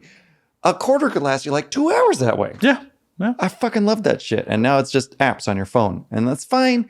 But being in the dark room with overwhelming amount of noise around you and everybody just focused on their little box game. I don't know. I miss that. That was good times. And other activities that are similar, like fucking going to do laser tag. I mean, technically you can still do that, but it's not like I played a lot of laser tag. Paintball. Yeah, it's a different thing. Like those arcade games were just priceless to me. That time spent. That's why like Dave and Buster's and shit is popular, because it's for my age people who miss the arcade. And it's like, oh, there's alcohol. And now you can drink too, and have there's alcohol here, and I don't have to actually put quarters in, so I don't know how much money I'm spending with the fucking card. That's the thing. That's the reason I won't go to Vegas either. Is like if I'm not putting coins in, I can't keep track. And now that it's all digital, I'm not playing this machine. I'll lose my mortgage. I'm not doing it. If I'm going to Vegas, it's because I'm hiring talent. See, that's why I play craps. Like there's chips. It's fine. That's the way to do craps, blackjack, poker, something physical with chips. Well, and honestly, if you're gambling, that's the way to go. Because slot machines, video poker, it's an RNG. You're playing against an RNG. A program, and you might win occasionally, but the odds are on the house. But when you're playing poker, like you're playing against the mind of the other person. Cards are involved, but is he bluffing? Are you bluffing? That's a much different game. APAC should get a poker night together. APAC should get a poker night together. We should totally do that. See, we don't fundraise. And people keep asking me, like, from the beginning of APAC, why don't we fundraise? Like, one, we don't need money for anything. Website. Our website's covered. We have enough money for our website. We get some donations. We don't need money for anything. We don't have company cars. What do we need money for? But do a poker night just for fucking the social aspect of it. I mean, if we were going to raise money for a cause, like we would host a poker night to support somebody else's nonprofit. 2, we're not the kind of nonprofit that can write off your donation. There are multiple kinds of nonprofits, and we chose on purpose the kind of nonprofit that cannot write off your donation, but we can endorse political candidates. So we can literally say, vote for that guy or don't vote for that guy, which a nonprofit that accepts money can't do.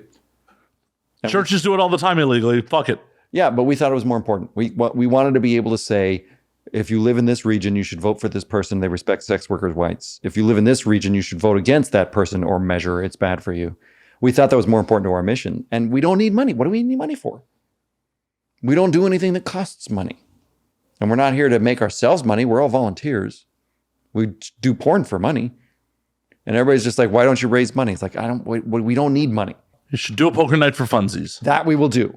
And if we did it and we will put down money, we will host it and pay for it so that performers have someplace fun to go. Yeah. I mean, take a little rake to cover the costs. We'll take contributions, but they're not tax deductible. So it's just people that want to contribute. And we do. Like people contribute $5 a month or $300 a year or whatever, which is nice. We do get people contributing to us, and that's great. Thank you very much. But we don't need that much, so we don't have huge fundraising drives. So I'm going to put you on the spot. Can I come? I'm not a performer. I would have to ask around. I mean, it's weird. The lines are a lot more blurred than they were in the VHS era.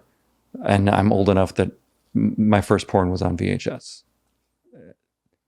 I kind of skipped DVDs because they were so hard to burn on a PC. And by the time DVDs were easy to do, streaming was already available. But yeah, my first porns that I was in are on VHS. But back then, you were a producer or a performer. And then I'm both. I produce my own shit. So I'm a producer, director, post-production. I'm everything and a performer. Well, and everyone who really wants to succeed in the business these days is. Now that there's OnlyFans, everybody is both a producer and a performer. So now the lines are harder to draw. So anybody that's performed, as far as we care, you're fine. Hey, I'm an AVN nominee for my acting. There you go. That's good enough. Even if you were in it in a non-sex role, I'd still vouch for you. Well, half your board are all friends of mine, so that's a good point too. It's like we're just we just don't want the public coming in. There needs to be some places where performers can have their guard down, and there aren't very many. So yeah, when the time comes that it's safe to do so and gather in groups of more than 3, our goal is to have some events that are just industry events. And if you're a producer who also performs, that's fine. But if you're just a producer, you're not welcome here. This is for performers. You know what I mean? Well, I just want to hustle some talent in fucking poker. Well, host your own poker night. I'll be there. You can take my money. I don't know. I suck at poker. I love it. I suck at it. You'd clean me out, dude. I'm not as good as I think I am. There was a point in my life where I thought I could be a professional poker player. I was wrong. What I'm really ashamed of is how bad I suck at pool. My grandfather, who's the pre-boomer greatest generation, World War II, put himself through law school sharking pool. And my only family heirloom is I have the cue that he did it with. I have my grandfather's pool cue. And that's a treasure to me because I don't have a lot of connection. There's not a lot of physical things that connect me to my family, much as I love my family. So I treasure that, but I suck at pool. I don't play that often. So I can't do trick shots and people beat me all the time. I have so much fun playing. I should be able to play pool better than this. It's okay. Not everything comes down, the generations. I guess that generation was actually fucking wild. They were just my grandfather. People don't realize. My grandfather, was in World War II, shot down over Russia, a POW when the Russians were our allies. Right. And in his later years, when he just stopped giving a fuck, was just telling wartime sex stories. Oh my God. He's like, yeah. So I met this girl and she's like, I can't do it unless we're going to get married. He's like, I'll marry you, but I'm shipping out tomorrow. And then all of a sudden he's like, I actually got my orders and I was shipping out tomorrow. That's hilarious. And he's telling the story in front of my grandmother. This was not with my grandmother. Right. Or the fact that at his funeral, they told stories about him hustling his guards in Russia in card games and came home with a bag full of rubles. Yeah. Because he was an avid card player to forever. Yep. And the fact that I'm a POW, but I'm going to hustle my guards to get fucking let out of POW jail to go into town. Right. Take their money back to America. It's that's not Vietnam POW. That's a very different. It's a very different POW, but it's just that's a wild fucking story. They're a wild fucking generation. They did some shit. And if you think you're going to die any minute, you just do some shit. That's true. I'm thankful that we don't get that. I'm really grateful that I grew up post-Vietnam, pre-Desert Storm, in the me 80s. I'm thankful that my experience was decadent luxury and that I didn't have to know what real war is like. Yeah, it has made us a bunch of soft motherfuckers. Maybe. I'm certainly more sensitive than a lot of people that claim to be more manly. But I had sex with world-class porn stars, so fuck off. It's fine. Well, and I don't give a fuck about what their opinion is, but at the end of the day, we're not a hard generation. We're really not. Yeah, well, that comes from peacetime. Yeah. And I have nothing but respect, regardless of the politics that get us ending up in places we shouldn't be. I have nothing but respect for people who are willing to be professional warriors and literally risk their lives for the country or for whatever ideal put them in the military, or because that was the only way to get in college. Whatever their excuse or reason for getting there, I have nothing but respect for people who are actually part of the military. I respect them, but I also am sad that is their only option in a lot of cases. I have very little respect for the governments that send such people to their deaths needlessly over stupid pissing matches that could be resolved peacefully. But the actual men on the line with the rifle, men and women on the lines with the rifles in the helicopters or wherever else, nothing but mad respect for what they're willing to do. But because the government uses those toys to get them to enlist, the rest of society doesn't get additional education, universal healthcare, because like those are the main recruiting tools. Like, oh, you can be in the VA forever. You can fucking GI Bill your way into college. If that shit wasn't on the table, how do you get people to go put their fucking life on the line? It's complicated, and you're right. That is a horrible exploitation of the poor so that the rich don't have to do their own fighting. Generals gather in their masses. There we are back at Ozzy Osbourne. Of course. I think it was before we were rolling, we were saying. Were we on the air for that? We were talking about Ozzy. We talked about Ozzy on air a little. Okay. He's going to play your inauguration. Right, when I run for president. 2024. Woodman Slayer, 2024. I'll be your vice pres, or you could be my vice pres. Either way. I mean, you're the elder statesman. Okay, sure. I'll do it. There's a lot of horrible things I've said on the internet. That very much recorded, easily accessible. There's just a lot of your dick. Yeah, there's a lot of my dick on the internet, but I've not grabbed people by the pussy in a non-consensual way. I've stimulated it on camera, but only with consent. I don't know. That may hurt your fucking chances. Right? It's like, no, he's too respectable to run for office. Right? You're not hair sniffing. Right? That could be a problem. Why are both sides shitty? Why? We've all, every enlightened philosopher said the same thing. Like, politicians and law enforcement and teacher should be the hardest job to get and the best paying jobs to have. But the first qualification would be unwillingness to take the job. Like if somebody wants to be a cop, my first question would be, why do you want to be a cop? And the only acceptable answer is, I don't want to be a cop. I was like, okay, you're hired. Any other reason you want to be a cop, you're fired. You can't. Serve your community is a valid reason. To be a cop? Yeah. I don't know. There's better ways to serve your community. Depends on what your previous skill set is. I suppose. If you're like, well, I'm literally good at nothing else and I want to try and do some good, maybe. But to want to be a cop scares me. You just want to play with guns and beat up on people. There was a point in my life where law enforcement was actually potentially a valid career choice for me. And a friend of mine was a cop and on the merit board for a suburban force in Chicago. He's like, come apply. I'll get you in. I'm like, I don't want to be a cop, man. It's like, well, you don't want to do what you're doing now. I'm like, well, that's also accurate. Yes, but that doesn't mean And it was just one of those things where like, I think I could do the job, but I also couldn't bring myself to like ruin someone's life because they were drunk in their parked car. Yeah. It's just, I mean, I want to believe there are good men and women who get into law enforcement for the right reason, but it's never been my experience. I hate to sound like some kind of liberal puff cake, but like that all cops are bad thing. Just there's a lot of truth to that. Well, absolute power corrupts absolutely. I've seldom seen anybody's situation improve because law enforcement got involved. I'm just doing the math. I'm not even trying to be like, oh, just fuck them or fuck the man or whatever. I'm like, I shouldn't say that. I'm a over 50 straight white guy. Last thing I want is people say fuck the man. I'm kind of the man. I don't want that. But I just statistically, I've never seen a situation where law enforcement helped out any of the people who were there. I wish there was, and I'm not saying disband the police. Like there should be a bomb squad. There should be a stop the bank robbers squad. But like domestic violence could be solved better without guns and strangers coming into your house and barking at you. Sure. And mental health issues. That you don't want cops there. They don't make it better. It's a double-edged sword because it's like if you have someone who's having a violent mental health. You need people who are trained to deal with the situation, but you don't need law enforcement there. And we need to decriminalize all the stupid things that are criminalized. Sex work, all recreational drugs. There's no reason for that. There's just no reason for that to be criminalized. I agree. And then you don't need the cops that are the problem. As we all know, in the war on drugs won. Oh, yeah. Drugs won handily. Yeah. And if it wasn't such a like it's only the war on poor people with drugs. Do you know how much coke rich people did? Coke was never a poor people problem. Coke was always a rich people problem, and nobody went after them. The dealers at the top end, maybe. But the billionaires snorting the stuff, safe to this day. Well, what's also wild is like, I just saw an article today. 4 dealers were arrested in connection with Michael K. Williams' overdose. Why?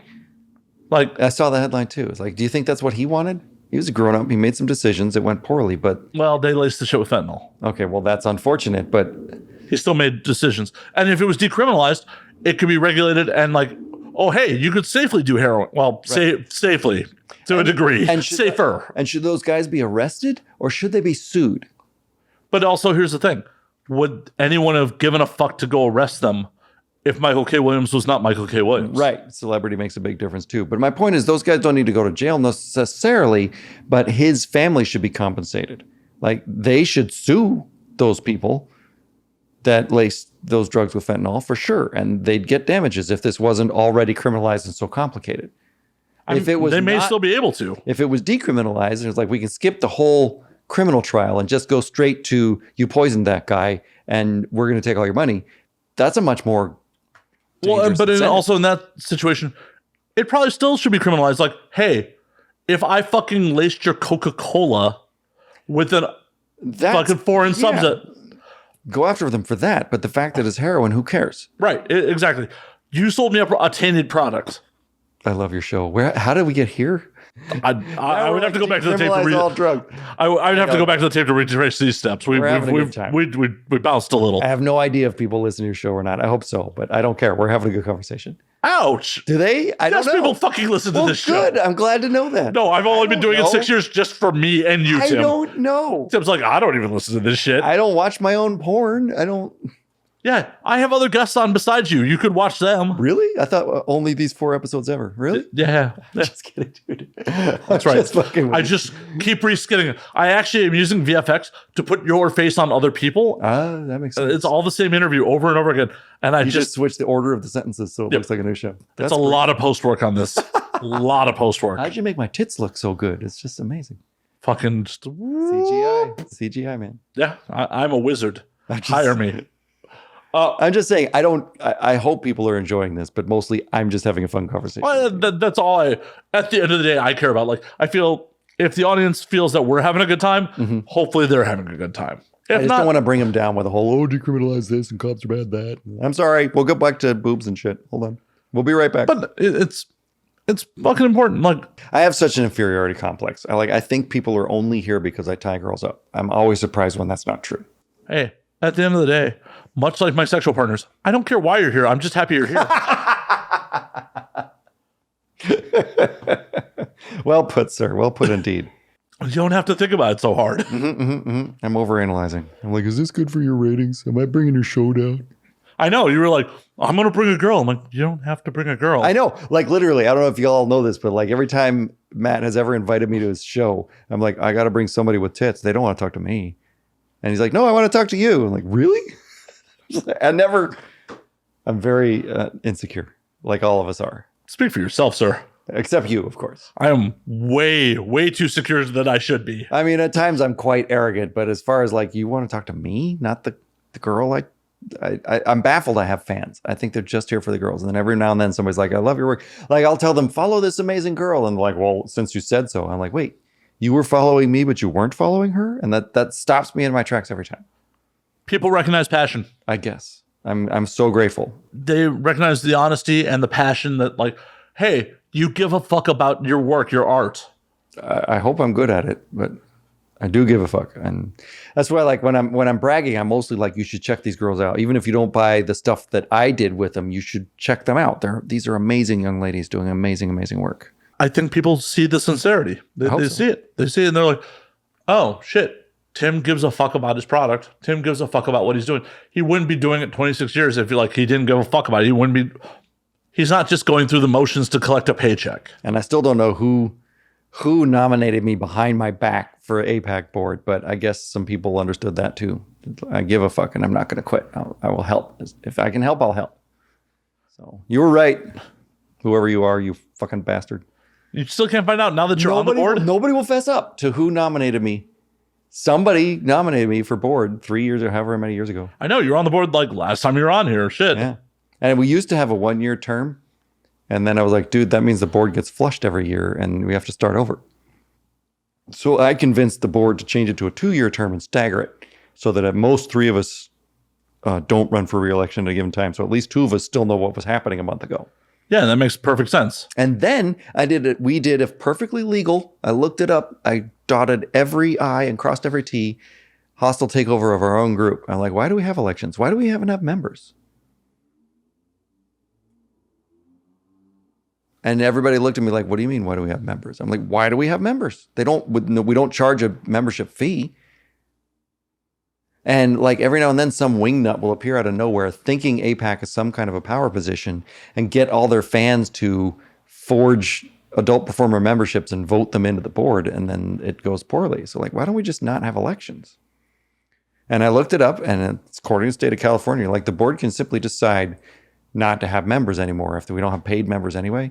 So now we represent the adult performer community at large. Whether you want anything to do with this or not, we represent you without any authority, ability to do anything. And we are our own governing body, and we can kick people off the island if we need to. The board can self-select. Any majority of the board can kick a member off the board, and we appoint new members, and we don't have terms anymore. I'm stuck here until I decide to quit, which unfortunately I'm too ethically, morally bound to do, or I would have left by now. So we did a hostile takeover, and APAC doesn't have elections anymore. I don't know if anybody noticed, but we're just here until we choose to step down, and then we can self-replace. We can pick somebody who's like, look, I've been following this person. They've been in the industry this long. They're clearly passionate and educated. Let's see if we can seduce that poor bastard into joining the board before they realize that there's no glory to be had, and we'll pull them in. What's your thought about it actually forming a trade union? There are legal issues there because a trade association can be done. And the other group, APAG, Yep. Yeah. are, I believe, technically a trade association. Yeah. We can't be a union because we don't have one Well, yeah, boss. but you can be a against guild. whom- You can be a fucking like SAG's not actually a union, Right.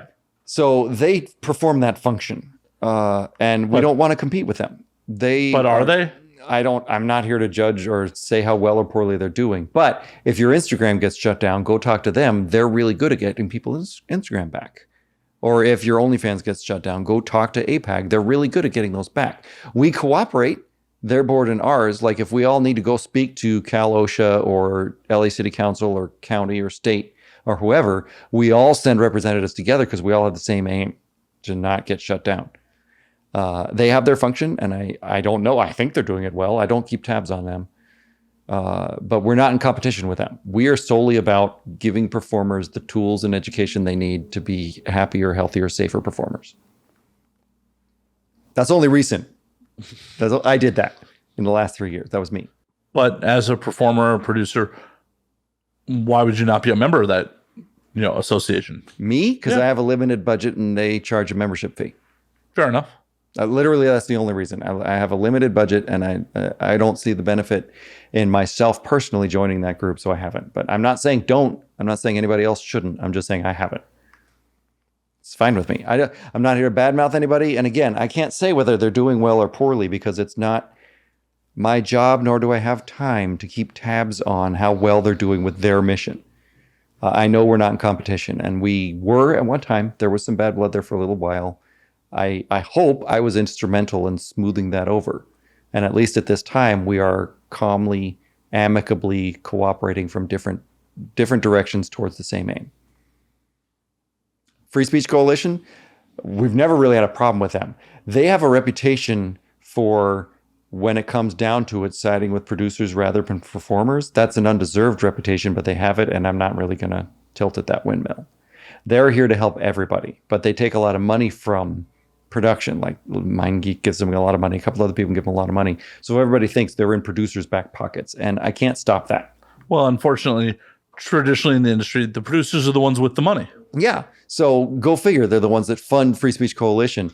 And because FSC is primarily comprised of a lot of lawyers. Yeah. And lawyers ain't cheap. But they're great people, and I work with them a lot. In my capacity on the APAC board, I work with them a lot. On a variety of Zoom meetings that I wish to God I didn't have to be involved with, but I am, because I have this stupid conscience that I keep trying to scrape it out, and it keeps growing back like a cancer. Well, the FSC does a lot of good work. I mean, they're the ones who manage a lot of the moratoriums. They bailed us out when AIM got killed. When AHF killed Adult Industry Medical, they won the fight but lost the battle because they didn't have enough money. And FSC stepped in and said, we're going to recreate that database. And they created the PASS system. And it's not flawless, but it's darn near flawless. And then eventually they were like, it's a conflict of interest for us to own this. So they voluntarily released it and passed as its own organization now because FSC realized it was the right thing to do. And that's huge and that's awesome. But unfortunately, like, what, TTS pulled out of pass at one point? I haven't had enough to drink to talk about that. And I've been drinking. Like, Matt, there's not much time left in this show. Why are you fucking throwing that one at me? Fuck. We're doing our best to work together, and very often individual groups have their own, not own self-interest, but their own way of viewing the problem. And so it's good that FSC exists, and APAC exists, and APAG exists, and PASS exists, and Cutting Edge and Talent Testing are individual entities. And when we need to form a summit, we do our best to everybody get together and talk about what's most important to us. I left one name off that list. There's a union of talent agencies. And I've had enough to drink to say, fuck them. There are individual talent agents with whom I have a good rapport and have some respect for. But as an industry, fuck them. They do too much work to gatekeep and prevent their own talent from having the tools necessary to do a good job and prosper in this industry. Like that whole Derek thing when it happened, fuck that guy. I'm so happy that happened. I'm so happy that he got what he deserved and is continuing to get what he deserved. And I wish nothing but the worst for him. And he's not alone. There's an awful lot of would-be agents who are just pimps and bullies who are trying to own talent and use them up and spit them out and get new talent. And fuck them.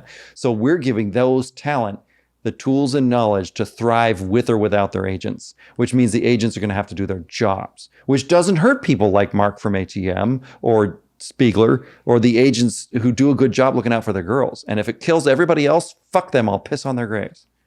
I say that as an APAC board member. Fuck you. I'll piss on your grave. I'm here for the performers and their well-being, and you're supposed to be too. 100%. I had enough drink to say that. Shit, I wasn't going to say any of that. Welcome to It Now We Drink. In vino veritas. You would not be the first or last person to say something that they may regret tomorrow on this show. I hope I don't regret that tomorrow, but it was from the heart. I don't care. Like if you're an agent and you don't have your talent's best interest at heart first and your own business success second, fuck off, you're in the wrong business. I've talked about that on air before. It's like there's very little motivation for agents to really look out for their art, for their talent, because the turnover for new talent is often fucking 6 months. It wouldn't be if they took better care of them. I'm not arguing that. I'm just saying, statistically, the way it is now, so many people are like, this is how it's always been, so I'm going to do business according to how it's always been, instead of wanting to make changes. They need to make the change. And now they have no choice. Don't disagree. Because of OnlyFans. There's more pressure. Like talent can survive on their own. Agents have to earn their keep for the first time ever. And I'm so delighted. And it hasn't hurt Spiegler. And it hasn't hurt. I'm friends with Mark, so I'm name dropping. Like Mark from ATM, I've never heard one of his models say a bad thing about him. And I listen close. Like I stopped doing business with direct models years ago because of fucking Derek. And I'm going to say that on the air, and I don't care who hears it. He chewed me out on the phone for not backing him up when he tried to bully a model out of her paycheck. And he told me these girls are cattle and they're dispensable and it's us and the producers against them. And that very day was the last day I ever worked for that company. And I won't book their talent and I won't have anything to do with them. I understand you not wanting to give them a paycheck, but also like there's some good talent that signed up with LA Direct that didn't know any better. Yeah, and we're trying to help them know better. Like what I can do now is through APAC, give talent. I want to say girls because it's really all talent. I want to give them the knowledge to make wise choices about who represents them and that they can leave their contract. Everybody thinks they signed a contract that they're signed away their rights and they can't leave. You can leave. You can leave. Those talents are not in blood. Those contracts are not in blood. You can leave. And if you're doing great there, I'm not telling you to leave. But if you're not happy with your agent, fucking fire him. He works for you. That's all. Sorry, dude, I've definitely had enough to drink. We were having such a good time just bragging about girls that I've had sex with on camera, and now we're getting heavy. But it needs to be said. It needs to be said. And people ask me why this is a 2-hour show. This is why. It gets good in the last 20 minutes. You got to metabolize that alcohol. Once you metabolize the alcohol, that's when you're a wise man. No one's ever accused me of that before. But this is why I'm still on the board, because I feel like I can do some good spreading information through that medium. Tim Woodman, day one performer comes to you and goes, what do I need to know? What would you tell them? You need to know who you are, and you need to know that somebody finds that compelling. You need to do the work you want to do with the people you want to do, with the people you want to do. You need to be open to new experiences, but you don't have to do things you're not willing to do. You need to work hard. You need to treat it like a real job. Like, there is no industry on this earth that you can just sit on your back and make money. You could be born rich, but you can't just make money by not doing anything. You need to hustle. You need to show up and work. But you do not need to let people take advantage of you. You do not need to do the kind of work you don't want to do. You will find fans who love what you are, no matter how unique you think you're not. You are. That's what I tell a day one person. You're unique. Your fans will find you. Do what you love so you don't mind doing it, and keep doing it as long as you like. And if that means find an agent and work for big companies, find an agent, work for big companies. But do your research and make sure that that agent treats their talent well. And if you want to work independently, you can do that. Build a roster, build a Rolodex of people that you like working for, and let them recommend other people to you. There's more than one path. You find the path that works best for you. And don't let people bully you into doing things you don't want to do. That all makes sense to me. One thing I would tell a day one person is, this industry is remarkably small. Remember that. Mm-hmm. That's true. Don't close doors. Don't be rude to people. This is not even Hollywood. This is not Hollywood. Don't be a diva. Don't be a jerk about stuff. Don't show up 3 hours late because you think that's what makes you look like you're an A-lister. Just be respectful of people's time, period. Absolutely. Absolutely. And God, we talked about this a little before the mic started rolling. The lack of counseling to the people that need it the most are the ones that necessarily probably won't take it. Especially young, straight male talent gets so little guidance. It's like, you don't have to have an eternal hard-on and jackhammer it as hard as you can into whatever's there, regardless if it's ready. That's not what makes you a good performer. Come to us. Let us help you. Let us teach you. We want you here. I'm too old to keep doing this shit. Sooner or later, somebody else is going to have to do it. I'd love to have like a sidekick that would turn into the next pro villain, and I could turn over my like Batman cape or whatever to his ass. I'd love to be passing on this wisdom to someone that I knew I could be proud of. But our culture doesn't allow men to take advice from people. It's really hard for young men in this industry to learn the good habits and the good practices that will make you a respected, beloved performer. It's not just your dick size. It's almost none of it's your dick size. That's what I'd tell a beginning performer with a dick, is that your dick is the last thing you have to worry about. So you do have to worry about getting it up. It's on the list, but it's the last thing on the list. Treating your coworkers with respect, listening, being an active and open listener, being open to new experiences, but not feeling obligated to do things you don't want to. All of the advice that I just gave, plus you're responsible. You have the tool that hits the other thing. Use it carefully. Makes sense. Makes a lot of fucking sense. Learn from people that are willing to teach you. Be humble. Be a team player. Like, there's days when my equipment doesn't work perfectly. My coworkers are cool with that. It's not a big deal. It's not the end of the world. I don't take Viagra. I don't take anything. I drink tequila. That's my vice. I don't smoke anything. I drink tequila and sometimes rum. And on rare occasion, whiskey, but I'm not really a connoisseur, so I don't know good from bad. I can help you with that. Yeah, I'll look to you next time I'm wandering my local liquor store. You don't need that necessarily. It's not the eternal hard-on that gets you the job. It's how well do you treat your coworkers. Like, every single set I'm ever on, I have one goal, one guiding principle that gets me through that day, is make sure at the end of that day, the person I'm working with would be willing to work with me again. Not the director, not the producer, because they're probably never going to hire me again anyway. And most often, I'm the director and producer.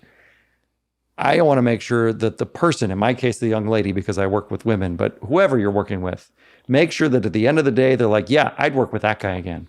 Get on their yes list. Not because your dick is big, but because you treated them well and listened. I was just going to brag about women I've tied up lately, but we got all smart. Yeah, we got serious, We got wise and shit. Oh, well. It's important stuff. Tim. It's important stuff. I hope some people listen. Why do you keep saying that? Because I don't think of myself as a draw. I think they're going to skip this episode to your next attractive I'm just going to put tits on you in the fucking thumbnail. Please do. Please do. I think I'd look better. I'm going to ask Cherie DeVille for a picture. Like, put your head on Cherie's body. I love her so much. I'm going to try and work with her again. I just got to. She's, we talked about this before the camera was rolling. She's doing so well on her OnlyFans that she doesn't take paid gigs anymore. Like, I have work for her. She's like, I will work with you in trade if I can keep the content for my OnlyFans. But my day rate is no longer worth my day. I just as soon stay home and do my OnlyFans. So you have to offer me something better than that. I'm like, that kind of sucks for me on a personal level, but it's so awesome for her. I can only but cheer for how well she's doing. That's fucking awesome. Yeah, no, she's killing it. She's absolutely killing it. And she'll still work with me. I'm like, all right, let's do trade content. We shot a thing. We shot this cool thing. It's up on both of our sites right now. We found this coffee shop, not a real coffee shop, but a location looks like a coffee shop. It's on her site. It's on my site. Go follow Cherie DeVille, or it's on my most recent 8 updates, I think. Cherie DeVille coffee shop, something or other. You can't miss it. She's so amazing. She's such an actress and such a force of nature and so fine. Like that beautiful face, those compelling eyes, those amazing tits, and that curvy ass. I'm like, just on a shallow level, Cherie. Never mind how wonderful she is and how awesome she is as a person, but just on a shallow level, she just knocks my shit out of the park. She is good people. Isn't she? She's amazing. I love her. I'm so proud. I nominated her to join the board, and then I begged her, please, Cheryl, come join me on this board. And she did. And so I'm so grateful she's on APAC. And Anna Fox is on APAC. It was just down, she and I were the last 2 that actually got elected. And we kicked the rest of the board off. I'm like, Anna, we got to fix this. And me and her recreated. We begged Mickey Bob to come back, and we sweet talked Alex Cole into joining us. And now it's us and Cherie, and we're getting shit done. And I'm really, really proud to be part of it. Hell yeah. Now, Mickey's good people. I don't know Alex, but I know some people who know her. I've met her a couple of times. I'm wistful. Like, I have a huge crush on her, but she doesn't have a use for me as far as the content that we each produce. And she too is like, I'm making enough money. You can't hire me. It's a waste of my day. I'm like, I totally respect that, but she's so gorgeous and she's so cool. And I would work with her in a heartbeat, but she has no reason to work with me. And I respect that. I'm never going to push her. I asked her like 3 times and she politely said, no, thank you. And I'm not going to bring it up again. But if you don't know who Alex Cole is, first of all, you live under a rock. And second of all, go find her. She's the most gorgeous young lady and a hell of a performer and a real sweetheart. And she cares so deeply about the rest. That's why we begged her, come join us. You care so much. She's awesome. She's handling our Twitter now, like the APAC Twitter. I was doing it. And we're like, can we get Alex to do it? And she's killing it. She's doing a great job. Fuck yeah. Fuck yeah. That's fucking awesome. She's really cool. Huge crush, but she's just totally cruel. Well, hopefully she just, one day's like, I got to use for Tim. I don't care. I would love that, but I don't care. I just think I'm honored that she's part of our board, and that's far more important. I'm not done drinking. How are we on time? Wow, Tim. Ouch. Do I have time? I'm not done drinking. This is what I'm saying. No, we can keep drinking, but it's actually last call on this motherfucker. Oh, shit. Okay. Well, is there anything else we haven't covered that we ought to? Not that I can think of. You got anything on your agenda that you gotta? I'm just glad to be here at all, my friend. Hell yeah. I don't understand why you let me on your show. Because it's fucking fun. I'm glad to be here. Because it's fun. There, look, the flask is empty. Hell yeah. Poured it out. Tim, but before we get out of here, where can they find you, APAC, and all that shit on the things? Okay, so I'm just the one name everywhere. Tim Woodman's not my real name. That's my stage name. But when Twitter came along, I came up with a handle. And that's also my website. So I am provillain.com. Make sure you spell it right. It's not provillain. AIN, provillain.com, or twitter.com/provillain. APAC, and I don't want to fuck this up, so I'm going to go look it up to make sure. I think it's APAC Social or APAC USA, something. What the fuck is it? I don't know. APAC can be found on Twitter at APAC Social, at APAC Social. And if you go back more than 2 years, those are all my tweets. But currently it's Alex Cole, and she's killing it. I don't remember what the website is, but I'm sure it's on there.